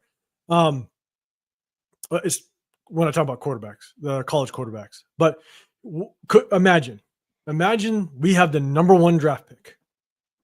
Okay. Yeah. Number 1, we got someone that is, let's say the rumors are half true, and Deion Sanders wants Shedeur Sanders to go to the Cowboys. Come get him. Get him. And all of a sudden, and I don't know how many draft picks the Cowboys have, so I don't know how realistic this scenario is. But if all of a sudden you give up, like you drop back in the draft, you stay inside the top 10, okay? But you drop back in the draft, you acquire 2 additional first rounders. You swap one, you get 2 additional ones, maybe a second here or there. You give up, whether it be a second for Trevor Lawrence, straight up. You give a second to Trevor Lawrence. We already have a second. We have 2 number 3s. You have 2 additional first-round draft picks. And now you could take that first-round draft pick that you dropped in and get the best receiver you got in the draft. And now you just married Trevor Lawrence with one of the best receivers coming out of the draft. All day. Because for one, I'm still kind of high on Trev. I'm not giving up on him yet. I mean, I think his rookie year was a shit show because of what's his name? Urban Meyer. I mean, he just I still believe him. I would do that in a heartbeat, absolute heartbeat. Let's see. Natural Born, you said I've seen his contract. I'm good, and I like Trevor Lawrence. Again, I don't know. I got to look at his contract. You're saying that he's owed $100 million. I wonder how much is that stretched out. That's what I'm saying. A shit ton of salary cap, and we got a shit ton of salary cap, and we got. If you look at what, a lot of things change, but if you look at our 2026 salary cap situation, we have a shit ton. We are slotted to have the number 1 salary cap, just the way the contracts look right now. But I mean, could you imagine that? You drop back, you stay inside the top 10, you acquire 2 additional first rounders, depending on how much people will want to, because people are going to want to go get Shedeur or Cam Ward. Yeah. And then, all right, hold on. I'm seeing Natural Born. You're saying he's making $52 million a year. I mean, that's steep. Don't get me wrong. 52. But restructure it. You could potentially restructure it. I don't know how much. That would have to be part of the trade talk. We would have to make sure he's willing to. I mean, but then again, that's tough. But I ain't gonna lie, I would do it. I can't even sit here and lie. And Jeff, sure, he's saying trade for Trevor Lawrence and sign Dable. I mean, yeah, Dable's a damn good OC. It's all about who you bring in the building as a coach to give your quarterback the best chance. God damn. So okay, sheesh. I'm just looking at his cap number. Okay, what's he at? Shit. Okay, so his cap number for 24 is Actually, here, I'll share my screen. Hold on. Let me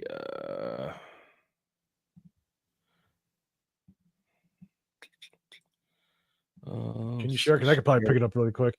Yeah, hold on. I can share it. Give me a second. Okay. Entire window. Okay. All right, I'm sharing it. Pull it up. Yep. Let me see. Bam. All right, let me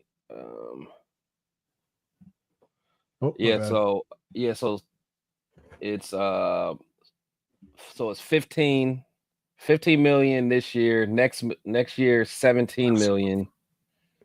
I mean, this isn't including all his guaranteed. At 26, 24 million, 35 million. Then it goes up to 47 million, and then 78 million by 30. But at that point, at that point, there's no more shit. damn I mean, money that's left. a shit ton of guaranteed money. 37, No, it 29. is. It is. So, but the thing is, that don't hit their cap though. So that's, I mean, right? Because that's coming out of Mark Davis's pocket, right? Yeah. So yeah, I mean, that's crazy though. That's no, it is. It is contract. Like, so, but that's what I'm saying. If you look at his cap hit, because by time, I mean, there's no dead money cap, or there's no dead money hit after 29. I mean, and that's when he's 30. I mean, and there's no way. I mean, he'll never get a 78 million. So I mean, we'll restructure at that point. But so let's do. I don't know. We have to restructure, without question. But there is that scenario, right? Because I'll be honest, man, I just don't know if this quarterback, in my opinion, this quarterback class is not. It's not like it was last year. You don't like him? You don't like no one wows you? It's not that I don't like him. God damn, are we getting into this? Do I need another drink? It might just happen. Let me switch it up. Chat, let me know who you like as a college quarterback. Obviously it's Shador and it's Cam. Those are the top ones. Very nice says you could restructure. Yeah, you better restructure with all those shampoo commercials. God damn it. Reese says, I think we'd rather take Jameis or Flacco, Lawrence for 10% of that price. Yeah. But the thing, I mean, these cap hits aren't bad. I mean, cap hits are bad. Yeah, that's what I'm saying. Am I missing something? Because that guaranteed money, that's a Mark Davis thing. That's not a Chris Kimber thing. I don't care. Whatever, bro. Natural Whatever. You take care of that, Mark. You save money on haircuts, but that cap hit, that's what I care about. So and natural born. He says drink up because it's time to talk Sanders. God damn it. Drink up. If you want to go down that rabbit hole, we can. Door nothing like Mercedes. I say trade for Hooker or Penix and with a second rounder or first if needed. I'm not. I think you get. I actually think you get Hooker for cheaper. I'm not big on Hooker, man. I'm not big. Yeah, that's tough. Appreciate you, man. Yeah, everybody, make sure you hit that like button, subscribe. I got Chris Protect the Shield podcast on one side. I'm 805 Raider, Real Talk, Raider Nation. Dirty, man. Salute the Dirty. Definitely got a link, man. Yeah, we're derailing a little bit. We just ran through a bunch of game film, which was cool. Natural born man, he's saying Sanders. So here's my thing. Yeah, go ahead, and then I'll go. Says he wants Sanders or Hunter. He said and Hunter. And Hunter. Here's my thing. Part of me feels like I think that, and again, I don't start watching college quarterbacks till halfway through the college season. And the one thing that I see out of Shador Sanders is one, I don't like the offense he plays in because they run a shit ton of screen plays that go for yard. I mean, you can almost take away 100, 150 yards off of his game. I don't want to knock him because of the screens, but at the same time, like you look at him play when he played against Texas Tech, he didn't beat Texas Tech with his arm. It was just a shit ton of screen plays. Yeah, that his athletes went and took. Now Travis Hunter's a damn good athlete, and he gets himself wide open. Shedeur Sanders is not very mobile. He wants to be mobile, but he gets hawked down constantly. I think he tries to extend the play, but he just can't. And you can times that pass rush by 3 speed-wise when he gets to the NFL. And I don't know how he's going to transition with that. I do think that he's being hyped up a lot because of just the Sanders name, to be dead honest with you. Everybody talks about he's working with Tom Brady. That's good. Like, I think that definitely helps him without question. But you know what? I got, before you go on, maybe I'm wrong, but I know people keep saying this, but people say that as if he consistently is working out with Tom Brady. I don't necessarily think that's the case. Like, I know he kind of did some stuff when he was at Jackson State. I think it was like they had like a private workout, but I don't think that he's being like a true like quarterback coach to Shedeur like people are saying he is. Again, I could be wrong, but I think a lot of people are misreading that. I think he's more of a mentor as far as like someone that he can call on, but as far as like training him, I think a lot of people think they're like doing a whole bunch of drills together. I think that was kind of a 1 or 2 off type thing, but I could be wrong. Chat, let me know if I'm wrong. But here's my thing: is like he could be working with Tom Brady, and Tom Brady is looked at as the GOAT. But at the same time, like look who his dad is. His dad is going to get him connected with the best of the best. Yeah, it's not like this is some kid off the street, right? That built his resume to the point where Tom Brady's like, oh shit, look at this kid. Let me go reach out to him. Yeah. You're talking about Deion Sanders taking his son and being like, hey, I'm going to put him in front of the best. Yeah. Because he's got the avenue and channel to do it. Yep. And so here's my thing is if I were to take Sanders, in my opinion, if you take away the hype and you just watch his game, he does make some good throws. Don't get me wrong. Yeah. He does make some good throws, some elite throws. But if you look at the body of his work so far, I'd look at him as like a late first round. I mean, that's what I see him as. Mm-hmm. And it's tough because I don't see all these other like Jackson Dart and all these other guys. I think I see these guys as late first rounds, maybe even second rounders as well. Is where I don't see any of these guys like a Jaden Daniels and even a Caleb Williams and what he did in college. I just don't see just the hype of holy shit, we have a first round. Like, let's do this. And I'm taking this as a mindset of if we have the number 1 draft pick, I would much rather take 3 first rounders and a couple second rounders than Shedeur Sanders. I'd do it in a heartbeat. No, that's fair. That's fair. And that's what I look at it as is if we have the first overall draft pick in next year's draft, I'm not taking Shedeur Sanders number 1. Not at all. I will field phone calls, and if people can, if teams want to trade back and give us a bunch of first rounds and a couple second rounds, and we can stay in the top 10, within a heartbeat, I'm doing it. Yeah. I do like Cam Ward better than Shedeur Sanders right now, because I like Cam Ward's upside. But I do feel that if we took Sanders or Cam Ward 100%, and I said this back when I made a video about Bo Nix and Penix, it was a couple days before the draft. I posted a video on my channel and I talked about I knew we didn't have a chance at Caleb Williams or Jaden Daniels, and so I was focusing on Bo Nix or Michael Penix on which one I would take, and I actually preferred to take Bo Nix over Michael Penix. Just because of all the things that I saw out of Bo Nix's game. Now, I did say in that video that I thought the perfect spot for Bo Nix was to team up with Sean Payton. Mm-hmm. But that's only because I think those are the only 2 quarterbacks that we had a shot at. But that's all we're saying that I think whether we get Shedeur Sanders or even Bo Nix, or Cam Ward, I think they have to sit for an entire season, a minimum of 8 to 10 games.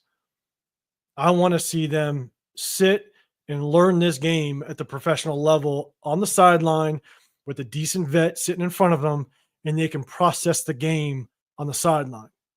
And so that's my biggest thing is if I could pick one, I'd pick Cam over Shedeur Sanders. I think Cam has such a bigger upside. One of the throws that I saw last week when he was playing against, I think they played Wake Forest last week. Yeah. Yep. I think it was Wake Forest. He threw, I think it was his first touchdown pass. They're on the left hash, and he threw an out route to the opposite sideline. He has a cannon with absolute ease. On a rope. And I'm sitting there going, that is without question a NFL. That's NFL arm right there. Yeah. But then he also has the ability to throw the catchable ball when you need to. And so there was another play later in the game where I think it was his tight end that was kind of crossing about 15 yards downfield, wide open on the crosser. And he threw. Some young quarterbacks will rifle the hell of that thing, and they'll get a little inaccurate. And he threw a very firm, catchable football right into his arms. And that's something that you sometimes can't teach. A lot of young quarterbacks don't understand that. And so, to me, I think his ability to process that very quickly and already have those abilities, I think will translate well to the NFL. I just don't see Shedeur Sanders as being the Super Bowl savior that everybody thinks he's going to be. I don't think he's going to come in and be that top tier quarterback. I think he has a chance at being, in all honesty, and I'm being real, just based on the 4 games I've seen him play now. I think he's got a chance at being a second tier quarterback in the league. I don't think he's going to be a top 5 quarterback in this league. I don't see it. You talking about Cam? No, Shedeur Sanders. Oh, Shedeur. Yeah, I got you. For me, like Shedeur is growing on me. I'm Cam Ward first because I love his arm talent. I think the only knock on Cam Ward is he'll have that 1 or 2 Brett Favre type plays where he's like trusting his arm a little too much, and it's just like one of those boneheaded, like you can't throw that, He has 1 or 2 throws per game, but I feel like that could be coached out of him. But the thing that I love about him is his pocket awareness. He's athletic, but he keeps it. He always wants to be pass first. So as athletic as he is, Reese said, Cam and Richardson play with athletic. Like he's not like Richardson at all. No. Richardson, he's always going to be run first. I'm a Florida Gator fan, so I watched Richardson. Yeah, they're nothing. Yeah, they're nothing alike. The minimal games that he played, and they're nothing alike. Now Cam, when he's evading tacklers and rushers, I would say, he's doing it with the intent of finding someone open downfield and throwing the ball. That to me reminds me a lot of what Patrick Mahomes does. Now he does not have the Patrick Mahomes arm talent, but as far as escapability and just pocket presence, I mean, he might. I mean, Caleb has it too. Caleb's got the escapability. But I mean, he's up there in that class of being able to escape and buy time. And with our offensive line, that could be huge. And so, natural born to your point, that he may be a first late, but let's be honest, any team that needs a quarterback will reach, and that's exactly why. Yeah, there's going to be teams that will make dumb decisions. Yeah, and you might have a team that's sitting at number 7, 8, or 9 and want to jump up to go get their quarterback because they feel like he is the guy, and they might give us 3 first rounders because that was the going rate to go up to get Caleb. If we're sitting at number 1, and that is kind of the caveat, right? Like if we're sitting at number 2 and Shedeur Sanders goes or Cam Ward goes, then you kind of lose a little bit of your leverage because then there's some teams that are high on that guy. So if you're number 1 and you're sitting in that most coveted position, that means teams will now basically give up the farm in order to get that guy because they want to jump in front of another quarterback needy team to get their guy. And so if we're sitting at number 1, I would say get the hell out of that spot. And because look, we don't just have one hole on this team. Right. We're not a quarterback away. You know what I'm saying? It's like we need to build around a young quarterback. And I would love to marry a quarterback with a young receiver. You look at I know that they were basically a year apart, but you look at what Joe Burrow and Jamar Chase, right? They've got Joe Burrow's receiver. I mean, to be able to kind of marry that young core would be amazing. Like I would love to see it. Who's that Arizona kid? That Arizona receiver? That tall, lengthy receiver. For who? For Arizona. The Cardinals? Of Arizona. You talking about the Cardinals or University? The college receiver. Oh yeah. I forgot his name. He's nice. I got to watch more of him, to be honest. Yeah, nice. He's nice. And so, that's my thing. Is I would much rather take the picks, stockpile the crap out of our future, and if Tom Telesco continue to hit, I mean, we hit on our first 3 draft picks. Yeah, and we haven't done that. Damn near ever. Like, it's been a long time since we've hit on all 3. Yeah, the closest we probably got was maybe the Khalil Mack, Derek Carr situation, to where it was instant starters. It was guys that can go in and make a difference. And so that's my thing. Now, the one kid that to me is very intriguing, and I only look at him because I think it is a quarterback that probably Tom Telesco is also looking at as well. I do think he probably has to. No, I do think he probably has to sit one more year because he's only a junior. Is Drew Aller from Penn State. He makes splash plays. He can play. He's got, his arm is live. I mean, he has got an extremely strong arm. He can play. He can make any throw. He is mobile enough. He's not very mobile, but he's mobile enough. I do think he might have to stay one more year. It'd probably be in his best interest to stay one more year at Penn State. Yeah. And he'll probably be a top guy next year. Because I agree. If he stays, you got Manning. I think without question, probably. Yeah. He's a top quarterback coming out. But that's kind of my take on it right now. Is I don't see the need. I don't see Shedeur as the number 1 draft pick. As the number 1 draft pick in next year's draft, I just don't see him producing like that. That's kind of my that's my take on it. I'd probably take Cam Ward if we were to pick one. Yeah, that's who I want. But I wouldn't be too upset with the whole Shedeur thing. But for me, I want Cam Ward all day. I like his upside and cool under pressure. Even when they're down, because their defense is trash. So being down by 14 points with 7 minutes left in the game, like, he's not sweating. He just makes big plays. So I don't know. Yeah, and Jeffrey said Drew Law is like a Timo version of Josh Allen. And look, he's young. I mean, I agree. He's got the big body like Josh Allen. He's got an arm to make any throw. He's not as athletic as Josh Allen at all. But again, I think that's why you gotta you gotta basically wait a year on him. But natural born, you're saying I'm not wasting the first pick on someone that needs to sit and learn. I mean, look, I think every rookie quarterback can sit and learn, even if they produced a little bit that very first year. I think every rookie quarterback can sit and learn. That's been my biggest thing, since for I've only been doing this YouTube thing for like a year, but well before that, I've been a strong proponent of why throw your rookie in there? Why do you need to, given the fact that you want a quarterback that's going to produce for you for the next 10 to 12 years? Exactly. Yeah. Why just throw him in that first year? What's the point? Unless you truly think he is the guy, and all of a sudden, you just, I don't even know how you would judge whether or not you think he's the guy year one. But that's my thing, is let him sit. And you're saying then take him in the later rounds. But the thing is, he won't be there in the later rounds.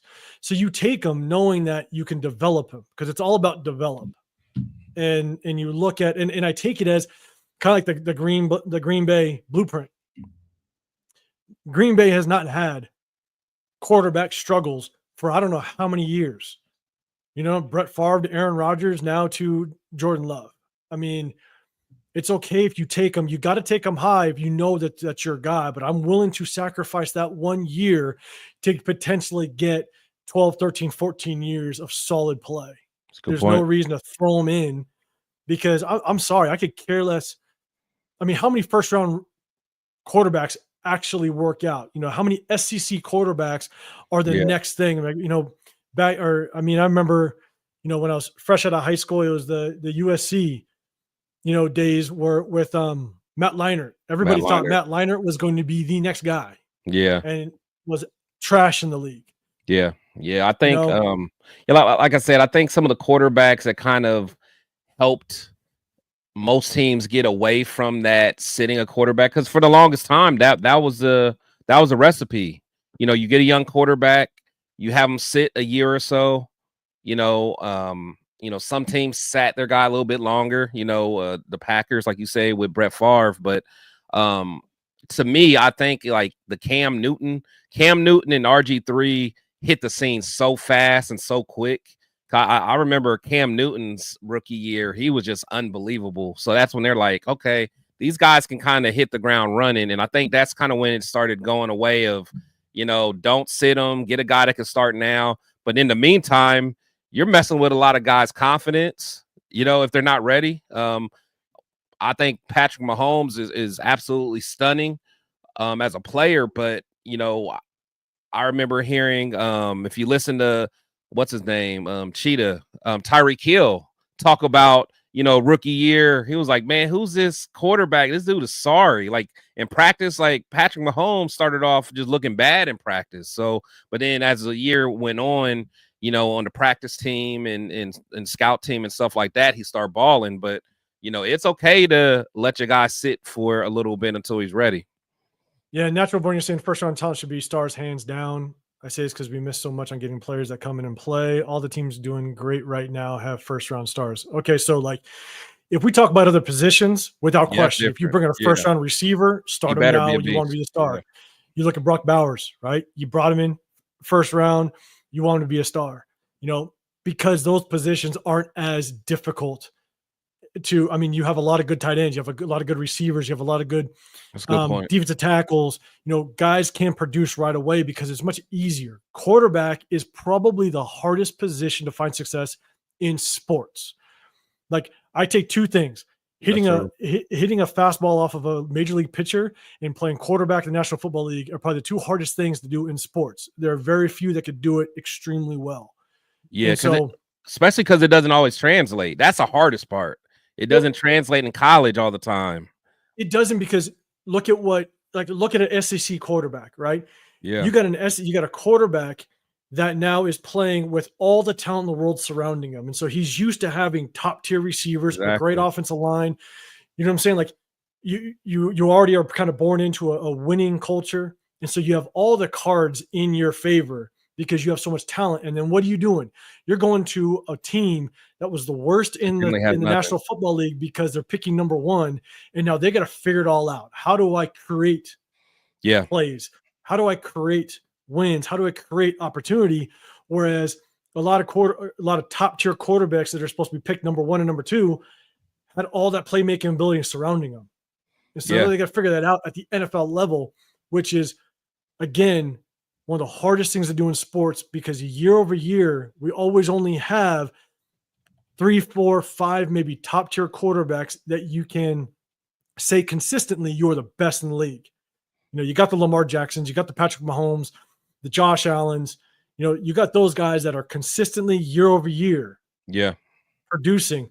You got guys that have a good year, then fall off. Yeah. You know, and there's things that happen, injuries and coaching changes and stuff. That happens. But there's no way. Like remember when Vince Young came to the league? He started off hot. Yeah. He started off hot, then he just phased out. I mean, you get players like that. You know, you're talking about guys that are surrounded by all this talent in college. The one that I always think about is Dwayne Haskins with Ohio State. Oh, yeah. He was surrounded. I think he had Olave. Well, no, was that even? I forgot who all he had. He had Yeah, he had all kinds of people, man. Olave, what's his name that was at the Jets? Garrett Wilson. You know, he just had, you know, so many beasts. But then you know, when he got to the NFL, he got exposed fast, you know. Justin Fields kind of the same way. You know, Ohio State, probably besides LSU, you know, Ohio State probably is wide receiver U. Yeah. And so again, Natural Born, I appreciate the comment. I'm going to come back to it. Let's look at Burrow in his first year, as well as Knicks, has Denver in playoff contention. Jaden. Okay. So, but it's also taken into consideration. One, you got Bo Nix that didn't go necessarily number one. Jaden Daniels did go number two, but they did a hell of a job of marrying him with a really good offensive coordinator. So that also plays a huge role, the coaching that's surrounding him. So I agree with you. Like, there are those one-offs. There are those examples that pop up here and there. But then again, you're also seeing, you know, Jaden Daniels, he's going through a little bit of struggle right now, which happens, but we'll see about repeat. Because as much as I posted that video before the draft and said that I think Bo Nix is going to be one of the best quarterbacks to come out of this draft. Yes, he's having success now, but just wait. This is where the tides can turn on young quarterbacks. Is once you give defensive coordinators plenty of game film, once you give them a season to draft as well as pick up free agency to battle your strongest assets as a quarterback, that's when you better start to learn how to battle through that. Like, there's a reason why there are very minimal, consistently successful quarterbacks, is because those quarterbacks understand how to play the game and adjust to it based on what defensive coordinators are trying to do to them. So you could be a good quarterback year one, a bad quarterback year one, but that still isn't going to determine what you're going to be 3 years from now. Because the good ones understand how to adjust and how to learn the game when you're teamed up with a good offensive coordinator, right? Good coach. Yeah. But just wait for defenses to get game film, bring in free agents, draft to combat you, to go after you specifically. Yeah. And then we'll see how you do. So as much as I think Bo Nix is going to be good, I'm still waiting for year three. I'm still waiting kind of year three to see just truly how he works out. For sure. And honestly, I mean, people may not want to admit it, but I even think CJ Stroud is kind of having a sophomore slump compared to what he did last year. I mean, when you watch him, like to me last year, he was a straight beast. And again, I think he's doing, you know, pretty good this year, but you know, I imagine that he's going to lose his offensive coordinator this year, more than likely. I want to see what he's going to do next year with a new offensive play caller. It's going to be interesting. You know, here's my thing, and this just goes to show, and I know we've talked about it on this channel a lot. And yeah, Natural Born, I appreciate you, man. 100%. We'll definitely try to link up. Here's my thing: is that you look why CJ Stroud is kind of having an off year. Nico Collins goes down. Stephon Diggs goes down. Joe Mixon goes down. I think Tate Dell was out a couple games. Once you lose the talent around, and now you got to start slotting in different guys, you just lose that chemistry, and now you're depending on second string guys to produce the same as first string guys. I mean, that's what happened when Michael Mayer goes down, and Luke Getsy unexpectedly now has his number one blocking tight end. And you're like, shit, okay, what do I do? Devonta Adams was basically checked out since week one. And now he's out. Now Jacoby Myers has to be the number one. And now he's got to learn the playbook as the number one, not the number two. And then Jacoby Myers is out 2 games. And now Luke Getsy has to work with 2 receivers that are 5'11" and under. And nothing but practice squad receivers. They had to elevate a practice squad tight end out of Shanker and Justin Shorter. You know, and then we had issues with the offensive line. You had Jackson Powers Johnson that didn't even play the first 3 games. You had Cody Whitehair that never should have been in there. Colton Miller took a lot longer than we thought to kind of recover off of that shoulder injury. And now he's finally being the Colton that we knew back in the day, 7, 8, 9 games in. You know, this is the second game in a row that we've had a consistency at the offensive line, and we just reviewed the film. It shows. It shows that offensive line is starting to gel. We're seeing them actually protect Gardner Minshew.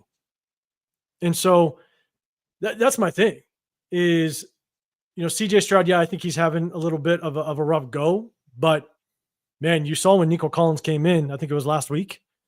Yeah. First play, hit him for a touchdown. But they got a lot of talent.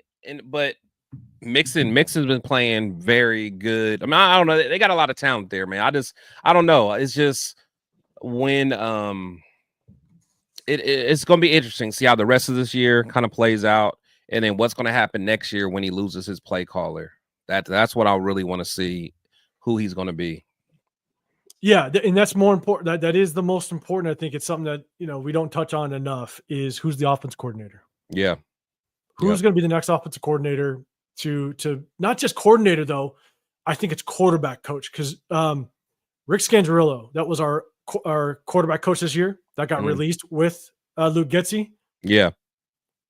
The quarterback coach has a lot to do with the development of the quarterback. For sure. I'm sitting there going, man, I feel like Rick Scangarillo just was not very good. Yeah, for sure. Because we saw Gardner Minshew just regress. Yeah. Horribly, and so I do think I put a lot of blame on Scangarillo, our quarterbacks coach, because you look at Minshew's mechanics, it's horrible. Oh yeah, for sure. So and the thing is, Minshew, this is the worst he's ever played in his career. Minshew, you could say what you want about him, but before he got to us, he was a competent quarterback who made plays. He won some big games, was fiery, but it's just we didn't get that version of him, unfortunately. So we didn't, what I'm saying? Yeah. But look, at the end of the day, man, we've gone over 3 hours. Appreciate you, everybody. I appreciate everybody in the chat. Make sure you check in, hit that like button wherever you're at. Make sure you go over, hit up my guy Chris, Protect the Shield podcast. The Severe Raider was on with us earlier. He always comes on with us, whether it be during the middle of the week, we review film, or we'll hit you guys after the games and kind of just do a breakdown of the games. But like we always say, as much as the season has not turned out the way we wanted it to, there's always things you can look forward to for the 2025 year, 2025 season, whether it be looking at position groups, individual players, and who we want to continue with moving forward. In the film shows it. The film don't lie. You know what I'm saying? And so, Sam Demand, I appreciate you coming in, man. We're just about to end it. But if we don't hear you guys, if we don't jump on, make sure you guys have a great Thanksgiving. I hope you guys can spend it however way you want, whether it be just watching football with family or how you do. I appreciate you guys. Have a great Thanksgiving. Make sure you guys hit that notification bell so you do know when we go live. We're going to hit you guys after the game against the Chiefs, and we're going to break that game down as well. So, Chris, any last comments? Anything? Let everybody know what you're up to and what you're doing. Yeah, man. Right now I'm just trying to figure out what I'm doing. I haven't been going as live as much. Been a little busy, man. But I'm hopefully be able to do my show tomorrow with Spicy, and then Thursday. Not sure what I'm going to do on Thursday because that's usually when I have been trying to have my show. But I'm just trying to figure it out. Going to continue to collab with my boy 805 and my boy Severe, man. So just continue to try to get this content out, man, because right now it's tough, man. It's tough trying to talk about the Raiders when we're doing so bad, man. So, everybody that's out there watching, we want you guys to know we appreciate you guys spending your time to check us out, man. And just keep hitting the like button if you like what we're doing. Keep us encouraged and motivated, because I ain't gonna lie, sometimes I lose my motivation when you look at that product on the field, man. It's tough. So, I just want to let you guys know we appreciate every last one of you guys. And those like buttons are absolutely free. The share button's absolutely free. And you don't know how much that helps us, man. So salute to all you guys. Absolutely, man. And again, everybody, I appreciate it. Make sure you guys go Protect the Shield podcast. I'm 805 Raider, Real Talk, Raider Nation. And we also have The Severe Raider always hitting you guys. Have a great Thanksgiving. Have a great rest of your day. And we'll see you guys on the next one. We're out. Peace.